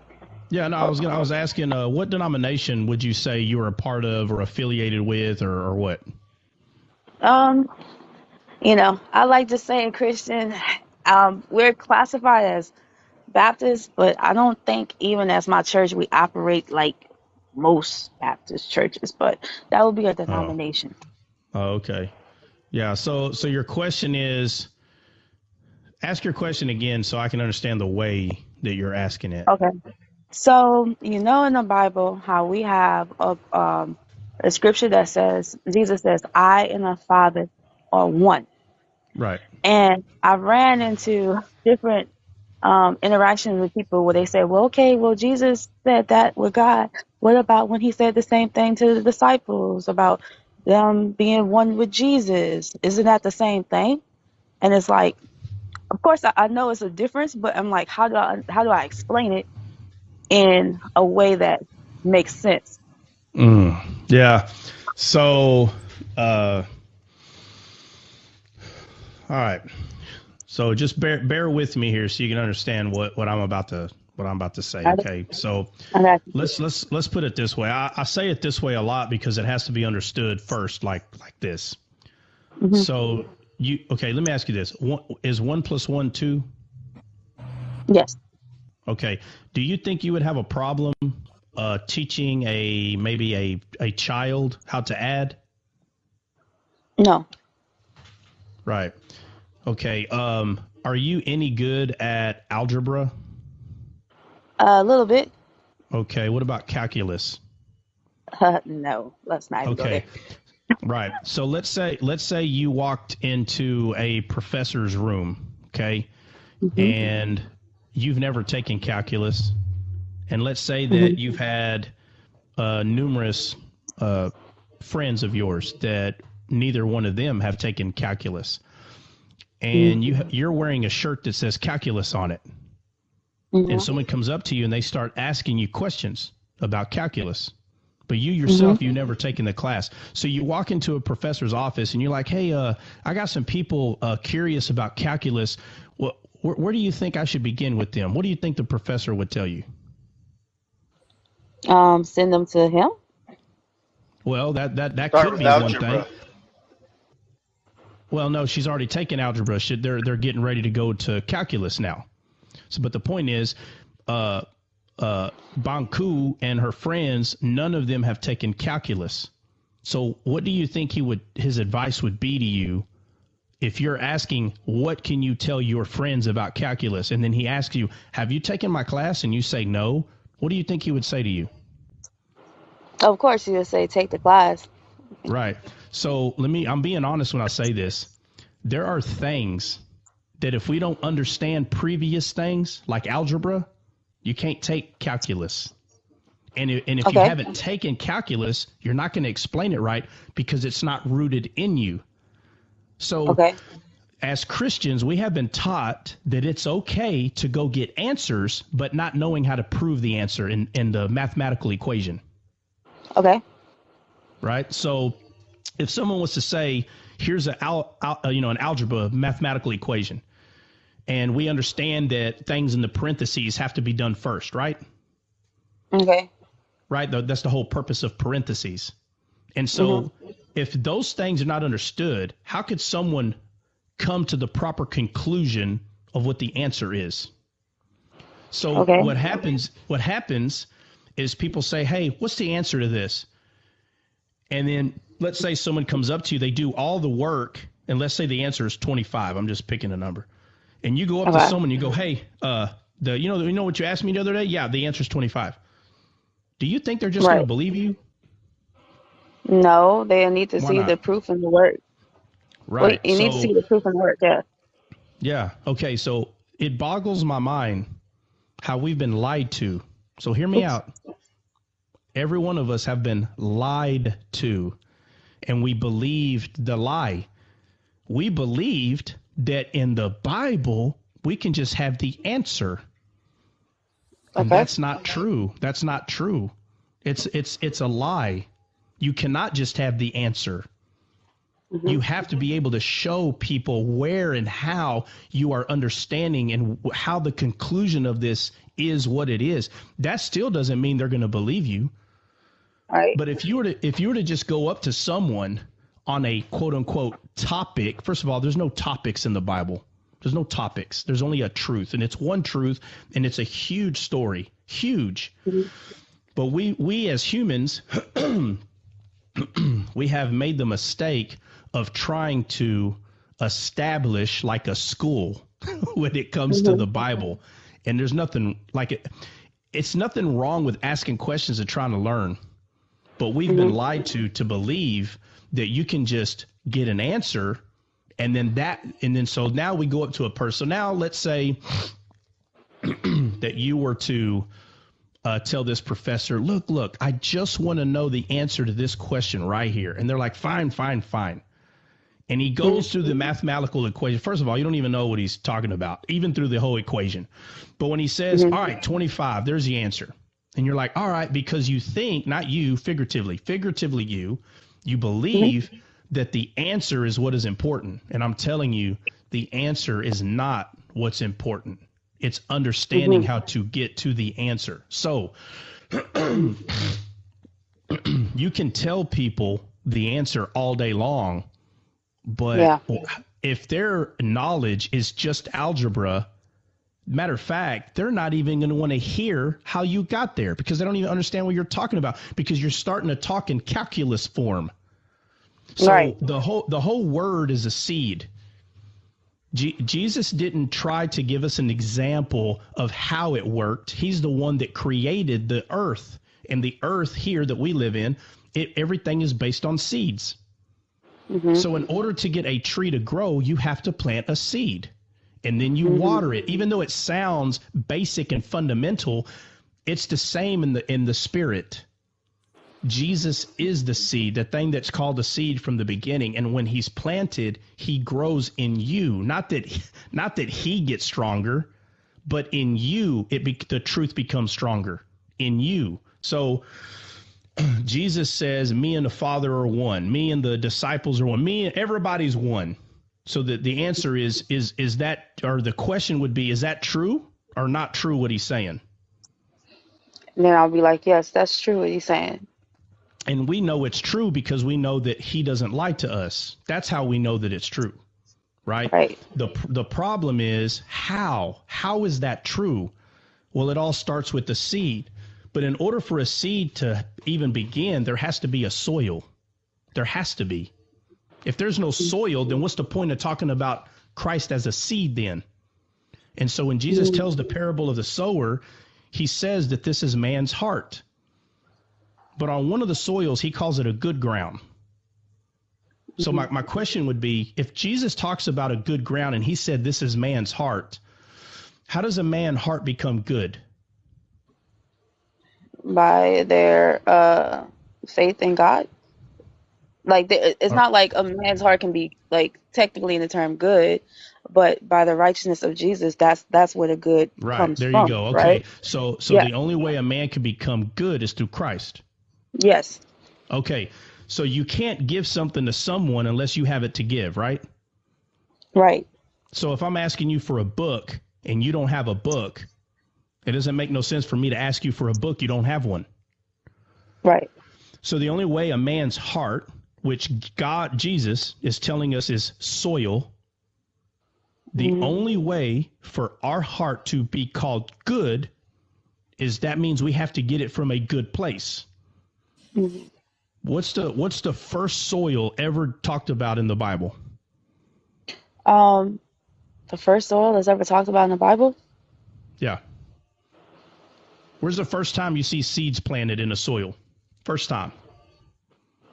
Ever. Seeds planted in the soil. Genesis? Yeah, but where? If it's in Genesis, where would it be? First time, think about it. Where's the first time do you see seeds planted in a soil? And you mean from the spiritual sense or the literal sense? Well, just reading it. Black letters on a white page. You're reading the Bible, and black letters on a white page is telling you seeds are being planted. Planted? Would that be Would that be Adam and Eve Okay, so Adam and Eve were where? in the garden? Right. And who planted the garden? That would be God, Yeah. So do you think that'd be a good soil or a bad soil? the good soil. Right. Because if because when Jesus tells the parable of the soil, he says that this soil brings forth fruit. Yeah. So the soil that God planted seeds in has to be good, because there's proof that fruit came from it. There was a tree of life there. There were trees. So if Jesus is saying that the soils are man's heart, and man, just to give you an idea, we were created by God. Mm-hmm. Does God have a heart? Yeah, in a sense. In a sense, right? Because when David was chosen to be king, he told the prophet, don't look at his countenance, don't look at his outer appearance, Mm-hmm. because God only looks at the heart. Heart, yeah. So if man has a heart and we are created by God, God has to have a heart. Yes. I understand people can say, well, he don't have to, but if you're going to believe the Bible and trust that God created us in his image, then that means God has a heart if we were created in his image. Mm-hmm. Right. Okay. So if the heart of God plants or accepts seeds, and Jesus tells us that our heart accepts seeds, the question would be, the next question, it don't have to be the next one in line, but so far we're kind of seeing a depiction, like a picture here. The Bible says that Adam was made from the dust of the earth, right? Okay. So if I walk outside and pick up dust in my hand and I take a picture of it and show it to you, is that the dust we were made from?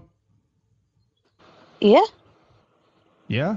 The fallen world. So this fallen, sinful world, God made Adam from that? Okay, I see what you mean. No. So the No. world hadn't fell yet. No. Okay, so what dust did God use to make Adam then? Hold on. Why am I getting messed up? Now you really got me, because I didn't think I would get messed up on this. Okay, so the soil that Adam and Eve was made of, that was the soil in the original Eden that we no longer have access to, right? Right. Okay. Okay. So So let me ask you this. What is mhm. Eden then? Is that God's heart? Yeah, Okay. I would say. So if God made Adam from his own heart, tell me how they are not one. Okay. Okay. So why is Jesus called the last Adam? Jesus is called the last Adam. Yeah, he's called the last Adam. You have the first Adam, right? Yeah, and he's the second Adam. And he's the second. He's the last. Why? Why is he called the last Adam? Okay, so from my understanding, he's called the last Adam because he's fulfilling what Adam the first Adam couldn't fulfill. Yeah. Okay, so Adam was the gardener of Eden, right? Yes. He was okay. I think I see where you're going. Okay. Continue. Right, so if a physical man did not plant the seed in Mary's womb, what material was used to create Jesus's physical body? The material from God's heart. Right. Exactly. That's why Jesus' physical body was perfect and without sin, because it came straight from Eden, God's heart. Not the Garden of Eden. Remember, the garden had thorns and thistles. Yes. Okay, talking about Eden. Remember, Eden is a big piece of land, and it said that God planted a garden on the east of Eden. So Eden is already a thing before the garden was planted. Right. Mm-hmm. So the reason that Jesus called the last Adam, or even called an Adam at all, is because he was created straight from God's heart, just like the first Adam was. Okay. So if Jesus was the physical body of Jesus, okay? If the physical body of Jesus came from Eden, and now this one may not be so easy to see, but it has to be said. God put his soul inside Jesus's body. So God's soul is in Jesus's physical body because Jesus is the soul of God. It's the soul of God. Okay. I don't want to get caught up in that. I don't want to get caught up in the soul of God. But the point I'm saying is, but the point I'm saying is, if Jesus's physical body was created by Eden, now remember the womb that grew him was from a woman of this world.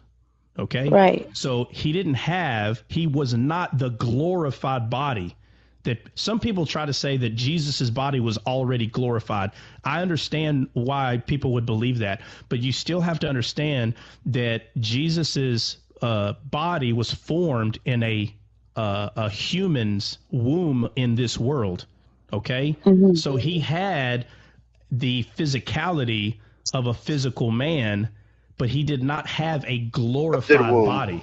Not the way. Yeah. So it's hard to see, but I'm telling you, when you study this out in a calculus method, okay, you will start to see the bigger picture.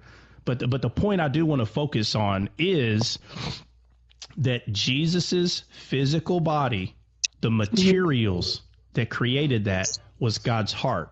Okay. And so if God's heart created Jesus's physical body, and God's soul was in Jesus, and the Spirit of God lived in Jesus, Jesus was God. Yes. Because everything about him is from God. Okay. Right. So when he says, me and the Father are one, how in the world could he not be one with the Father when he is everything that the Father is? Right. Okay. So when he says to the disciples, now watch, when he says to them, I am in you, where is he in them at? Their hearts. Their heart. Why? Because if those who are born again are born of God, and if you're born of God, you're born from where? From the same soil. From the same soil. Source. So when the Bible says that we are in this world, but we're not of this world, where are we from then? From Eden. From Eden. Okay, so when Jesus said, because Jesus is the tree of life, he's the gardener, he's the one that tends to the garden, which is our hearts, this is why we continuously hear the words fruit of the Spirit. Where's the fruit of the Spirit come from if it's not the heart? If it's not from Eden? So when he says, I am in you, well, he is, because our heart, what does the Bible say? We're one body, one spirit, one. How are we one body unless we're all one soil, all one good ground? Okay. So I am in you and you are in me. Where did God put Adam? Did he not put him in the garden? Yes. So God was in him because he was created from God, and Adam was in him because he was in the garden. Yes. So Jesus says, you are in me, I am in you, and I am in the Father. And me and the Father are one. I get it. I actually understood that. I actually understood that. So the reason why I started off with math is because now you tell me this. How easy is that can be explained to someone that doesn't even believe in God? Not at all. Not at all. It's Is that going to be calculus? Oh no, that's going to definitely be calculus. Yeah. If not chemistry. If not chemistry. Right. So the answer is not what we're supposed to be telling people. See, this is why you hear a bunch of debates and arguments about oneness, Trinity, once saved, always saved, water baptism, because everybody is focused on the answer, and they go to scriptures, the black letters on the white pages, and they go, the scripture says, but yet what I just explained, if I was to talk to them about that for 5 minutes, they could care less, because they don't care on how to get the answer. They really don't. They just want the answer. Right. Like they've been on top of that prideful mountain, like that verse said a second ago in 18:3. It's more about pride and having the right answer than working it out properly, and Yeah, I agree with that. Yeah, so somebody said, Lori said, I wish I was screen recording this. Lori, actually, it's being recorded. Hey, Dre, can you tell her where to find the recordings? Oh, I don't Brother, even know you if gonna Dre's have to here. download it now because I'm not hosting it, so now you have to download it. He busted out laughing. Okay, but can you tell her the website? Can you? People know how If y'all don't know, to. if y'all don't know that scream, that's R2D2 scream in the movie. So we're Star Warsing it out right now. But yeah, it'll be uploaded. But give her the website, bro, where it's going to be uploaded. I mean, I probably need to start putting them on my. That makes sense. you need to start putting them in your heart. Hey, Russ, No, YouTube. Put it on YouTube, man. well, yeah, I will, but we still need to put it on Dre's. I still need to put it on Dre's. Dre, just give her your is it Thank you, YouTube River. or what? Yeah, I'm gonna update it today. What I'll do is I'm gonna change it to Descaled. I'm gonna change the whole YouTube page to just to Descaled instead of I Am Zeal, and then people could just look up Descaled on YouTube and it'll be there. Yeah. So And I'll have it up. It takes a while to download Banku. It takes a minute. So later on today, I'll walk Trots on how to download it. It's gonna take, you got to wait like 5 hours for it to process first, and then after it processes, you got to download it. That takes a minute, and then after it downloads, you got to upload it into YouTube, which takes another hour or so. So it's quite the process, but we'll have it up there by Monday for sure. By a few days. Yeah. Approximately by Monday. Do what? Okay. Yeah. I was just saying 5 business days. Yeah, exactly. Five business days starting Monday. Yeah. So, anytime someone asks a question, you have to use discernment on where they are, what they're actually looking for, and you have to be able to discern that the person is actually trying to understand something. Okay. And so that's why I always start off with math, because the person has to be genuinely honest about what y'all are even talking about. And what you'll find is a lot of people, they're not. Matter of fact, if you start talking to someone about math when they quote unquote have a question and they're like, bro, I don't care about math. What I'm asking you is this. So what they want is the answer. Yeah. And I hate to put it this way, but just to keep it in the same perspective, that's not a good student. So like if I was a professor at a college and a student came up to me and they said, hey, what's the answer to this? And I'm like, okay, well, let me show you how I got there. If that student said, I don't care about that, I just want to know the answer. Nobody in their right mind would agree on that student's behavior. Nobody. So why is that not acceptable? And then when we start getting to the Bible, all of a sudden everything's acceptable. Everybody's got the Spirit. Everybody's hokey pokeying. It's just ridiculous. It's just ridiculous. And so you have to start being assertive with people, not aggressive, but sitting here being this passive Christian because you want everybody to look on your countenance. Like you want everybody to see you just being oh so good. No, God looks at the heart. He doesn't look at the countenance. So when people catch themselves looking at only the countenance of the person, I can see them a mile away that they don't even hear from God. I don't care what they say. They don't hear from God, because if they heard from God, they would pay attention to people's hearts and not how perfect that they think people need to be acting. And so, there's so many dead giveaways when people are talking about the Bible, there's so many of them. But on the other side, people that are legalistic and they've been Christians for 20 years, teaching for 20 years, they can't wait for you to do something wrong on the outside so they can say that you're manifesting demons. It's just ridiculous. And Banku, I know we've been on lives together, other people's lives, and I'm telling you right now, if you try to explain this to those people on those lives, you're gonna get nowhere, and you're gonna get cussed out. So you just gotta be, you just gotta have discernment. Like Trot said, like, okay, this person is really not gonna receive this, but when they are ready, they will come to you because they'll know what you believe. And then when they're ready to really find out, they'll come to you in the secret place, and they'll be like, "Hey, can you explain this to me in your DMs or in Discord or somewhere else?" And then you know that they're really genuine about learning. But just going in there to tell them you're right and they're wrong, without saying that, it's not going to work well. I'm telling you right now. So sometimes that's what the Bible says, that a person of understanding is of a peaceful nature, of a quiet nature, because you really know.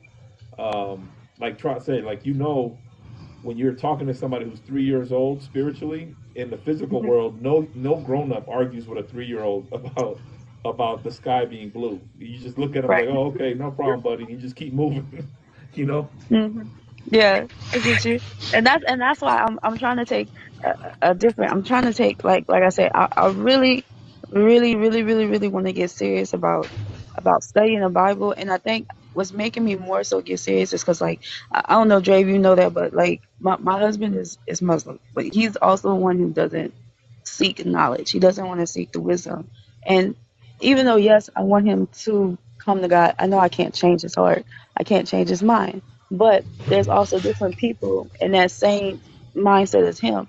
And it's not only for the prospect of wanting to be able to tell them, about God, but I need to know God. Like, I need to know God for who he is, not just for him, but for anyone that comes and comes and approaches me that might have questions about God. I need to know him for myself more and actually take it seriously. Let me ask you this. Why do you need to know this? Right. The reason is because you cannot give something to someone that you don't have.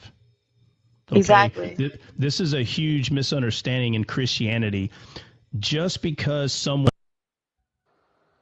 No, you're good. Just because someone says they're saved, they're this, they're that, let's put it this way. The thing that I'm saying, the thing that I'm talking about, that you only can give it if you have it, is life.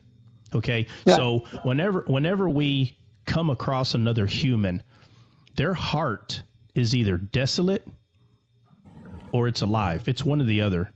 And so if you have life in you, because of Christ, that desolate ground can no longer make your ground desolate. It can't. Mm-hmm. Okay? Because there's no life in it. With something that has no life, it can't do anything. It's just itself. Mm-hmm. But you can bring them alive because you have something to give. So anytime you're around anyone, I don't care if it's your husband, mom, dad, it doesn't matter.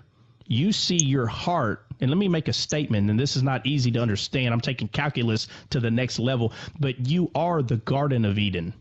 You are. Mm-hmm. Everybody's trying to search it in this world, and they're looking with the wrong eyes. That's why the Bible says God looks at the heart, because he's looking for the garden that he sowed. Mm-hmm. He's still looking for his garden. So Jesus is the husbandry. He's the one that revived Eden. Remember, on the cross, he said, I thirst, because he became the desolate ground that we were, and we became revived. Eden had been revived when he did what he did on the cross. And now he's back in our hearts, planting seed, tending to the garden, just like God intended it. That's why in the Old Testament, over and over, it says, and God sooked a man. He looked for a man and he couldn't find one. He looked for a man, he couldn't find one, so he did it himself.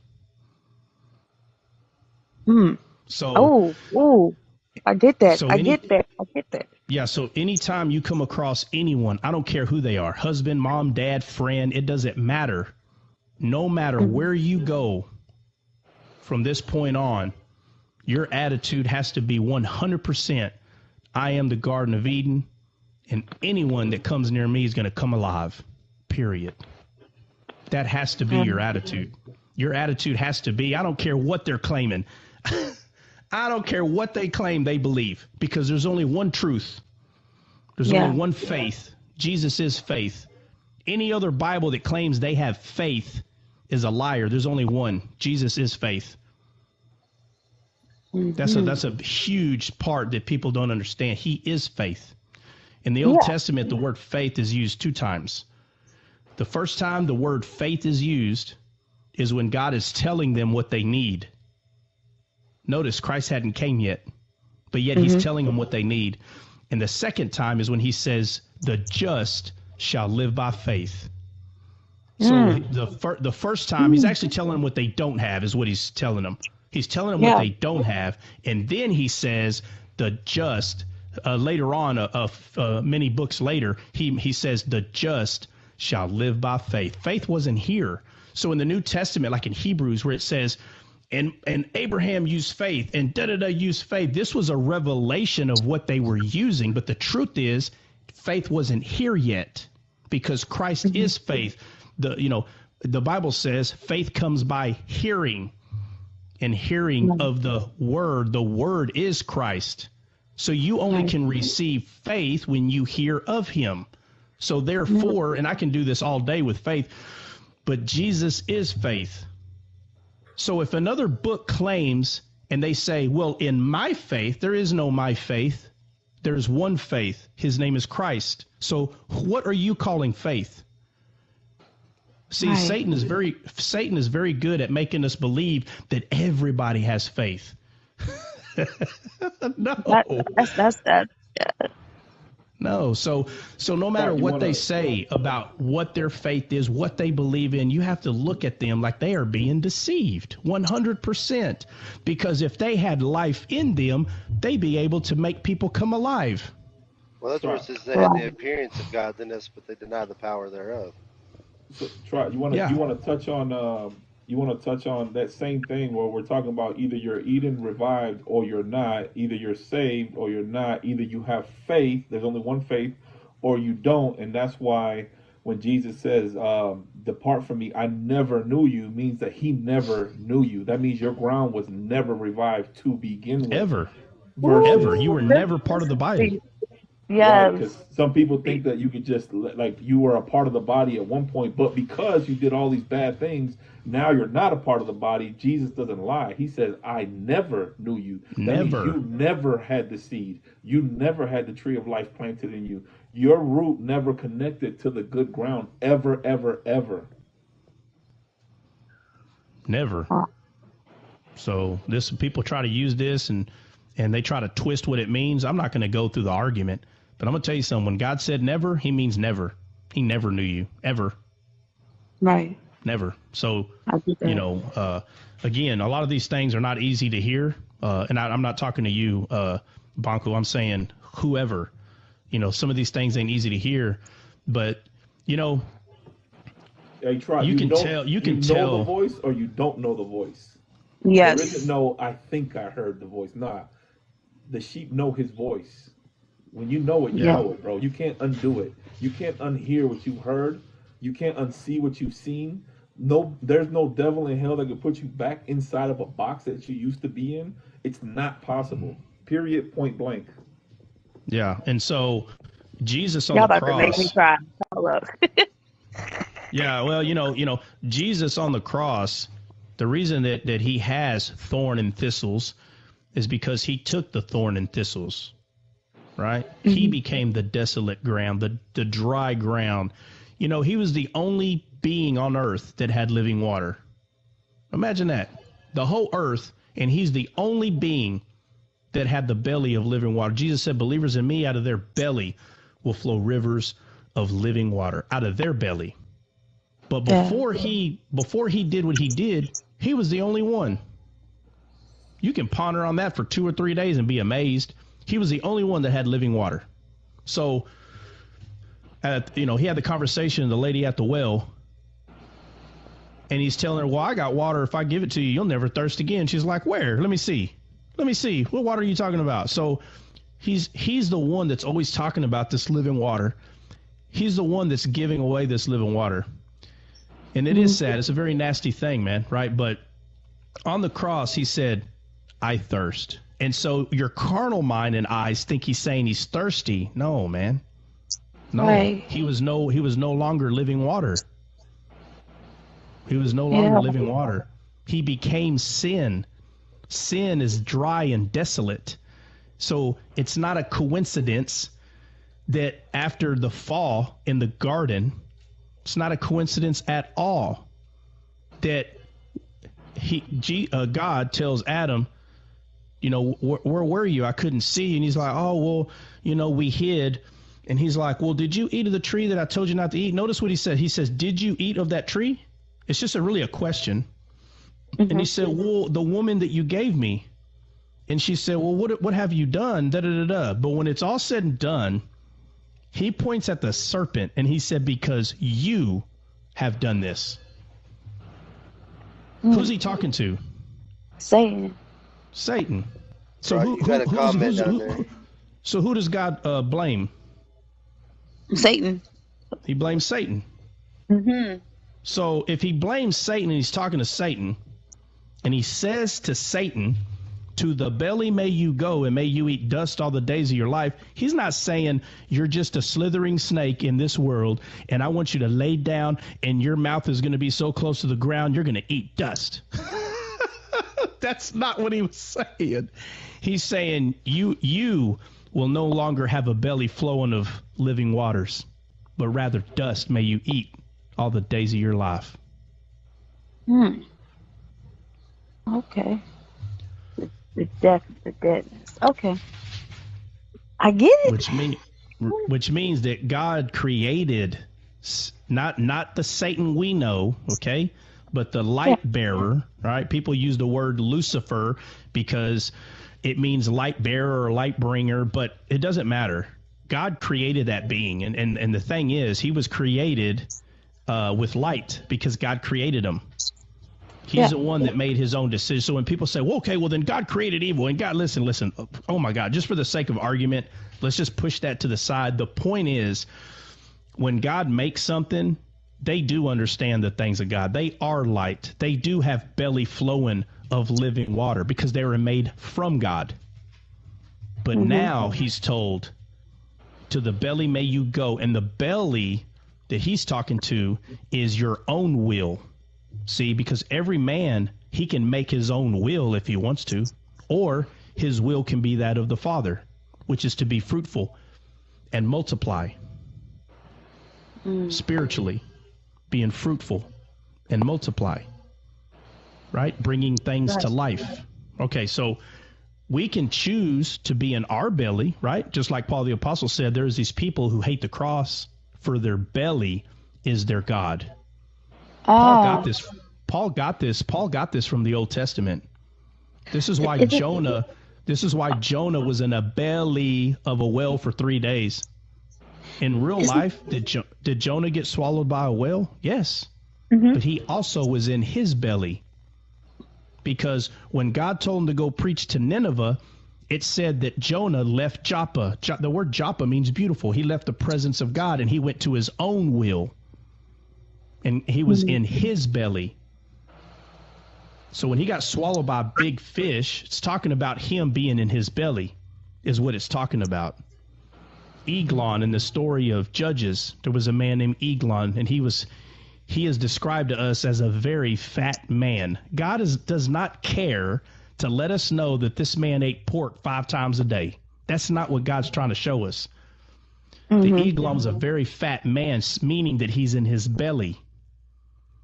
Because Ehud, a man that went up there, stabbed him with a double-edged sword. We know a double-edged sword is the spirit. And it said that the whole thing went in his belly, even the handle. Really? Is that just a coincidence that the whole handle, the whole spirit went in him? So the belly is shown to us in the Old Testament in so many ways on what the other belly is.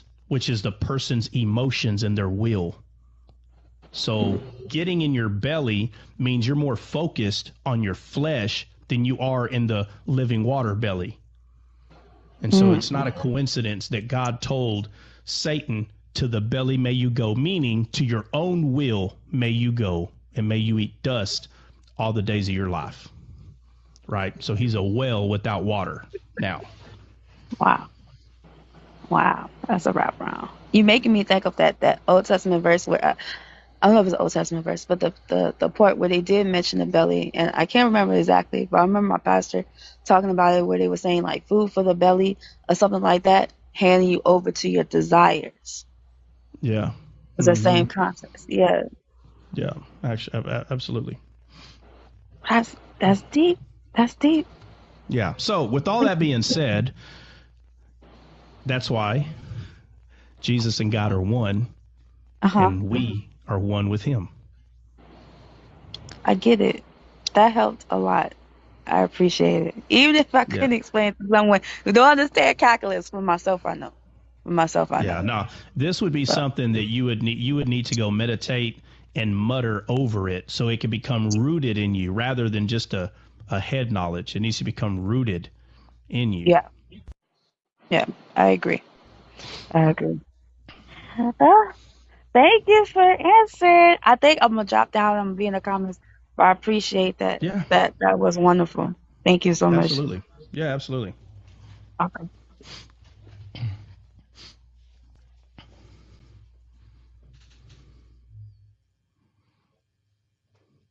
I think I need some more coffee. Come to the light. Try me right now. That was so good, brother. That was so good. Yeah, so we're a life, man. We're living water. We're life. There was a flood that came. There was a flood that came in the Old Testament, the story of Noah. When this physical flood came and it flooded the whole earth, and it unalived everyone that was on earth except for those that were in the ark, which is God's heart. And, God said that he would never send a flood to destroy the earth again. He never said he would never send another flood. He said he would never send a flood to destroy. But he sent another flood. And it was through Christ. It was through Christ, the living water. Not the death water in the Old Testament, but the living water, which brings life and peace. Because when Jesus was here, he said, I come not to destroy, but to save. And those that believe in him also have living water. And so this flood, this living water flood, this spiritual flood, is flooding the whole earth. And there is going to be a point in time where the water is going to cover the entire earth. And those who received it lived, and those who do not will become unalived. And we are in those days while the earth is being flooded with this. Now, you have to understand, if someone gets saved 20 years ago, at the age of 20, right? So hear me out. People say, well, it's already spread around the world. Really? Because someone got born 15 years ago. 15 years ago, someone got born. And they don't get saved until they're 20, which is in 5 more years. So what do you mean the world is already full of Christianity? How? The Bible said not until all the Gentile. And I'm not going to go in the details of that, make you pull your hair out. But the point is, there are people that they get saved next week. There are people that get saved next year. So your lack of understanding is your issue. Your lack of understanding, you don't have spiritual eyes. You only see and hear what you want to see and hear. And because the gospel, right? The gospel's already been spread. Really? Because that person don't get saved till tomorrow. What are you talking about? So everything should be done and this person that is getting saved next week, the opportunity of them being saved. So, you know, I don't even really like talking about that because it goes into other things. But the point is, until the end of the Gentile, right? But we're in that day where the word is flooding, but not to destroy, but to save. So, right. But anybody got anything to say? I'm just sitting here talking. Yeah, I got a question for Chewy up there. Chewy, you there? Chewy ain't there. Chewy left. Maybe not. We'll just wait for him to come back. I'm here. I was just on mute. My bad. I was on mute. He had to go. He had to go wee wee. Yeah. So I had a question for you. It was more or less to ask to help you if you already haven't tried this, to make it easier for uploading your videos. Have you tried taking the laptop or whatever device it is that you upload from, and having another TikTok account just hang out in the comments and doing a screen recording? That way you don't have to download it from TikTok. You can just already have it on your device and upload it from there. Yeah, that's definitely a thought. I definitely I should do that. I do have two devices. I just haven't thought about that. But then it would already be downloaded. Because you know what happens? We had one live, that last live that Trot got hit on, not the one yesterday, because he gets hit weekly, it seems like. But the one before that, he got hit at the very end. And it was such a great live, and I couldn't wait to upload that because everybody wanted it. But because Mr. Yoda over here wanted to say rhetorical, we lost the whole live. Oh, so, you lose the whole live? Oh, yeah. Yeah, if somebody gets hit, the whole live is gone. Oh, wow. So what Dre's trying to say, what Dre is trying to say is half of the material that we have, we don't have. That's what he's trying to say. Basically. So yeah, I'm gonna have if you're to start doing a screen recording, then it'll take away that issue as well. Yeah, I'm gonna do that. That's a good idea, Hebrews. I think starting Monday, since I do have two devices, what I'm gonna do is I'm gonna screen record the whole time, and then Trot doesn't even have to download it, or whoever's leading it that day. We don't even have to download it. That person, we could just have it all right then and there, even if somebody says rhetorical. Hey, what was I'm sorry, I had to take care of something right here. What was the good idea that you're saying? Something was a good idea? I don't know. It's going to require 50s and 100s for you to know. That's all right. Let's go. Send it. Hold on, Trot. So you want to know? So basically, okay. So if a student goes up to the teacher and they don't know what 1 + 1 is, that it equals 2. Right. So then to be able to explain to that person, they would have to go back to first grade. What I'm trying to say is that you have to. Yeah, but I'm a good student. I'm a good student. I'm a good student though. Let's see if you're a good teacher. Ready, go. Oh my goodness. What'd you say was a good idea? Screen record with a different device while the live is on. Yeah. Because then if you lose live, you still have the recording all the way up until the live. How do you even do that? How do you screen record? There's so for example. You see? Hold on, Hebrews. That's what I'm talking about right there. You're still in elementary school, sir. He's still got to go to elementary school division. All right. So if we were discussing screen recording, where would the 1 + 1 be?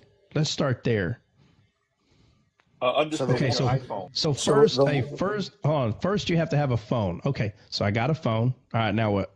It could be another device. It could be your phone that you're on right now would be 1, plus your other device, whatever that may be, whether it be your iPad or your computer or another phone, and you set a screen recording app on it, and you screen record this live. That's how I've been recording your lives. Ah, I see. Okay. And now it's directly saved into my device. So that live when you were talking rhetorically and the live got ended and he lost the whole live, I'm not sure if I was recording that one. I might have it.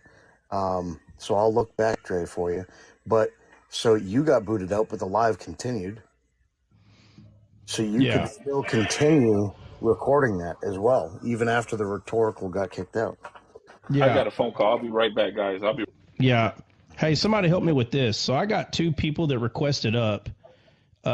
Which one? I mean, so how do I know which one's been there longer? Is it the one on top? I'm just guessing that.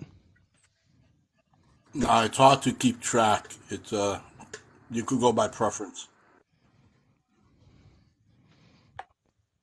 Well, all right. I'm just going to go just on who's on top, only because they're on top. So,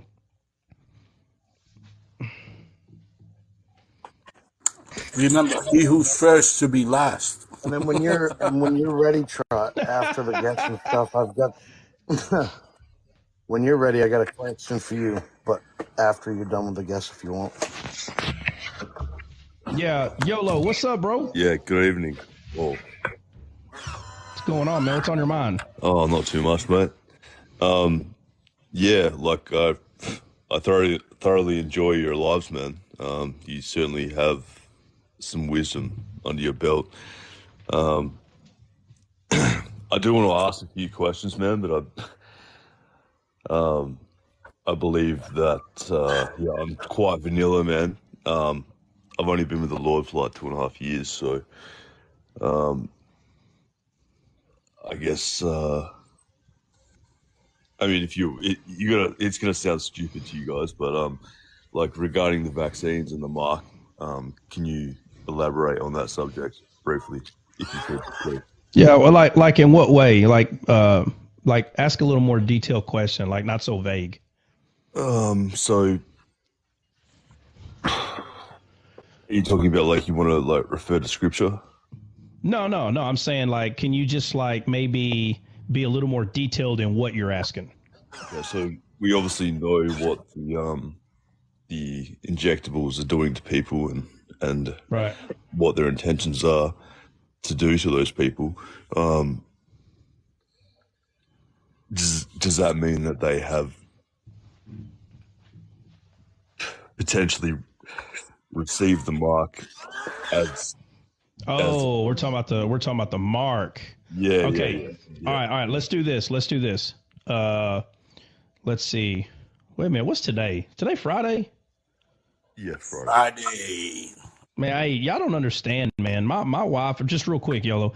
Man, my wife completing, graduating from police academy, Bubba. I'm not kidding. There's days I'd wake up, I'm like, man, what day is it? Like, I feel like I'm going through the whole academy again. I'm like, Lord, bro, it will be Monday, and I'm literally thinking it's Saturday morning. I'm like, isn't it Saturday morning? They're like, well, it's Monday. I'm like, oh my Lord, like, girl, you need to hurry up and finish this, because, to tell the truth, when you're studying for that, like, you cannot have a life. Like, your life, I'm not kidding you. It is literally about law books and go to sleep. That is it, because you have to make sure you pass this. I mean, the test is not easy, man, and so I'm telling you, us together, we had no life, and I don't even know how to explain it. Like, there was nothing. All we did was textbooks and go night-night. That's it. So forgive me for I still have like some sort of jet lag from police academy. But anyway, yeah. So, YOLO, this is what I need you to do. I need you to remember, because all of us are not going to remember, dude. Like, make a note and just stick it on your wall and just put like, we are, Monday morning. And I will say that it's possible we could do a live tomorrow, but probably not. But here pretty soon, and I don't know if it's going to be Monday. I don't know yet, but it's going to be pretty quick. We're going to start doing Descaled. The show, our show is called Descaled. We're going to be doing it. We're going to have 2-a-days. So I've been getting a lot of requests from people that they can't do the morning part, but they can do an evening, like a lot, at least 20 for already, if not more, where people are like, hey man, how come you don't do it during the evening? Well, I couldn't because I was helping, with the whole police academy thing, but we'll be doing 2-a-days for people that can't make it to the morning one. But I'll say this, it's already about to be 10. So, and I am talking Central Time here. So I don't want to get into that conversation right now, But Yeah. let's do this. Let's do this. Please don't forget your question. Remember, your question is talking about the jab. Okay. We're hearing all these stories about it doing certain things to certain people. And then we'll talk about the mark of the beast, and we'll kind of go through there on what it is, what people think it is, what it actually is. And we'll have a discussion on it. We'll do that for sure Monday morning. But we won't have that discussion unless you're here, YOLO. So if you're not here, y'all can all get mad at YOLO because he's the one that asked the question. Now, if somebody comes up and says they still want to talk about it, then fine, I guess we will. But I'll wait for YOLO to hop in, and then we'll have that conversation Monday morning about that. We'll go through the whole beast thing. I just want to say, like, in my spirit, I know, or I thoroughly believe that it's not the mark. But yeah, I guess what I've seen, documentation wise, it's concerning. I believe it's. I know it's not the mark. I just would like to. But no, we'll go through there, man. No big deal. I mean, we're all in this together, man. So there's nothing wrong with having a discussion about it. But and I don't know, how long have you been listening to the show, YOLO? Probably 3 weeks, 4 weeks now. Not often though, because obviously. Well, I'm saying by now you might know, but just for anyone that doesn't know, we don't debate and argue on this show. But if that is something you want to do, I guarantee it. You can find them. They are like a church on every corner. You can find them. I promise you ain't even got to try hard. No, I don't. We just. Well, I mean, it's one of the good guys from down under. Yeah. So, but either way, let me see if let me bring up. But we'll talk about that Monday. Go ahead, YOLO. What were you saying? That was it basically. I'm not here to argue or debate. I don't know if this. But no, I don't want you to think. Hey, I don't want you to think that was directed at you. I'm saying because anytime we get new people in, I just want to reiterate that because we always get different people that come in. And I've had people come up and say, hey, so, this is literally what they said. Is this just a one-sided argument? And I'm like, argument? What are you talking about? Nobody arguing here. So what they're trying to do is manipulate us to believe that we need to allow people to come up and argue. And I'm like, oh, man. I was like, you take that somewhere else. We don't do that here. Yeah, exactly. But again, I'm not directing that. Yeah, but I'm not directing it to you, YOLO, directly. I'm just saying it, because this thing is the platform's open to the world, and you don't know who believes what or thinks what. And there are people that come in here and they're confused in what they're seeing. They don't understand why they're not seeing, Royal Rumble 76, or Jerry Springer show. They don't understand, and so I just say we don't do that here. But I guarantee you it won't take you long to find a live where that stuff's going on. And, you can have fun there in their live. But Banku, you back up? What's going on? Oh, I'm so sorry. I didn't even see that came up.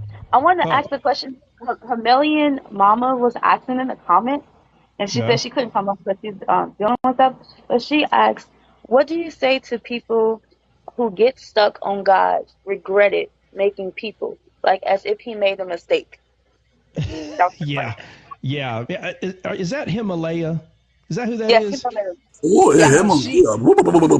Hey, she always, for real, she always, literally at 10 o'clock, she's got questions. Why do you not, you know what? I need to know what time frame she's living in. Maybe she's not up or something, but she always has a question right at 10. Maybe the timing is, for her, maybe she just got up in her time zone or something.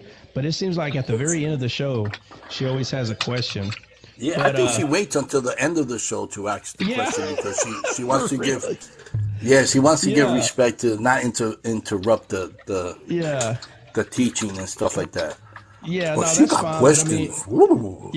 But hey, nothing wrong with questions, but it's already 10.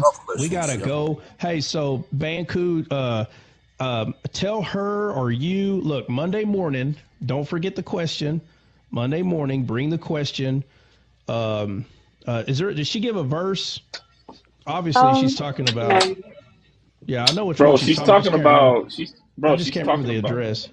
Oh, she's talking about Genesis chapter 6 when God regretted creating the earth. It doesn't mean actually regret. That's not what it means in the original Hebrew. She just has to study out the word regret, and then she'll get the answer. It's very simple. Yeah, no, it's big time simple. But we'll go over it anyway if y'all can remember to bring that up Monday morning. And like I said, we've already discussed it because we've had so many people wanting an evening show that we'll be doing that. And I don't know for sure if we're starting Monday because it's based on how the schedule's going on here at my house. I'm shooting for it, but I'll find out Monday morning. On the live Monday morning, I'll be able to confirm if I'm going to be able to, because either way, if it's not Monday morning, it's going to be soon. Like it's literally right around the corner. But Trot. Yeah. So I normally ask you these questions, but to be more appropriate, I got to ask YOLO the question. YOLO, you there? Yeah, mate. Yeah. So what do you call a boomerang that doesn't come back?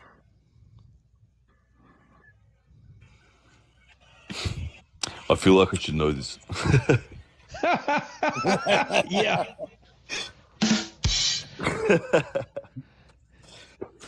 I don't know. A stick. A stick. Oh, very good. Very good. Thank you. Oh, man, I should have known. Crazy. Well, I not should have known that, but I probably could have guessed that one. A stick. YOLO, you're That's lucky funny. it's only Friday. We don't have to hear another one until Monday. God, easy. Golly. Yeah, like I said. Hey, Try, I'm about to drop off, buddy. We'll talk. I'm gonna call you later. I got some questions. Yeah, We'll talk later. we're all going. It's 10. We're all heading out. Yeah, so guys, it's 10. We're rolling, and we will see you guys Monday, man. God bless y'all. Have a good one. You too. Ladies, love y'all. God bless.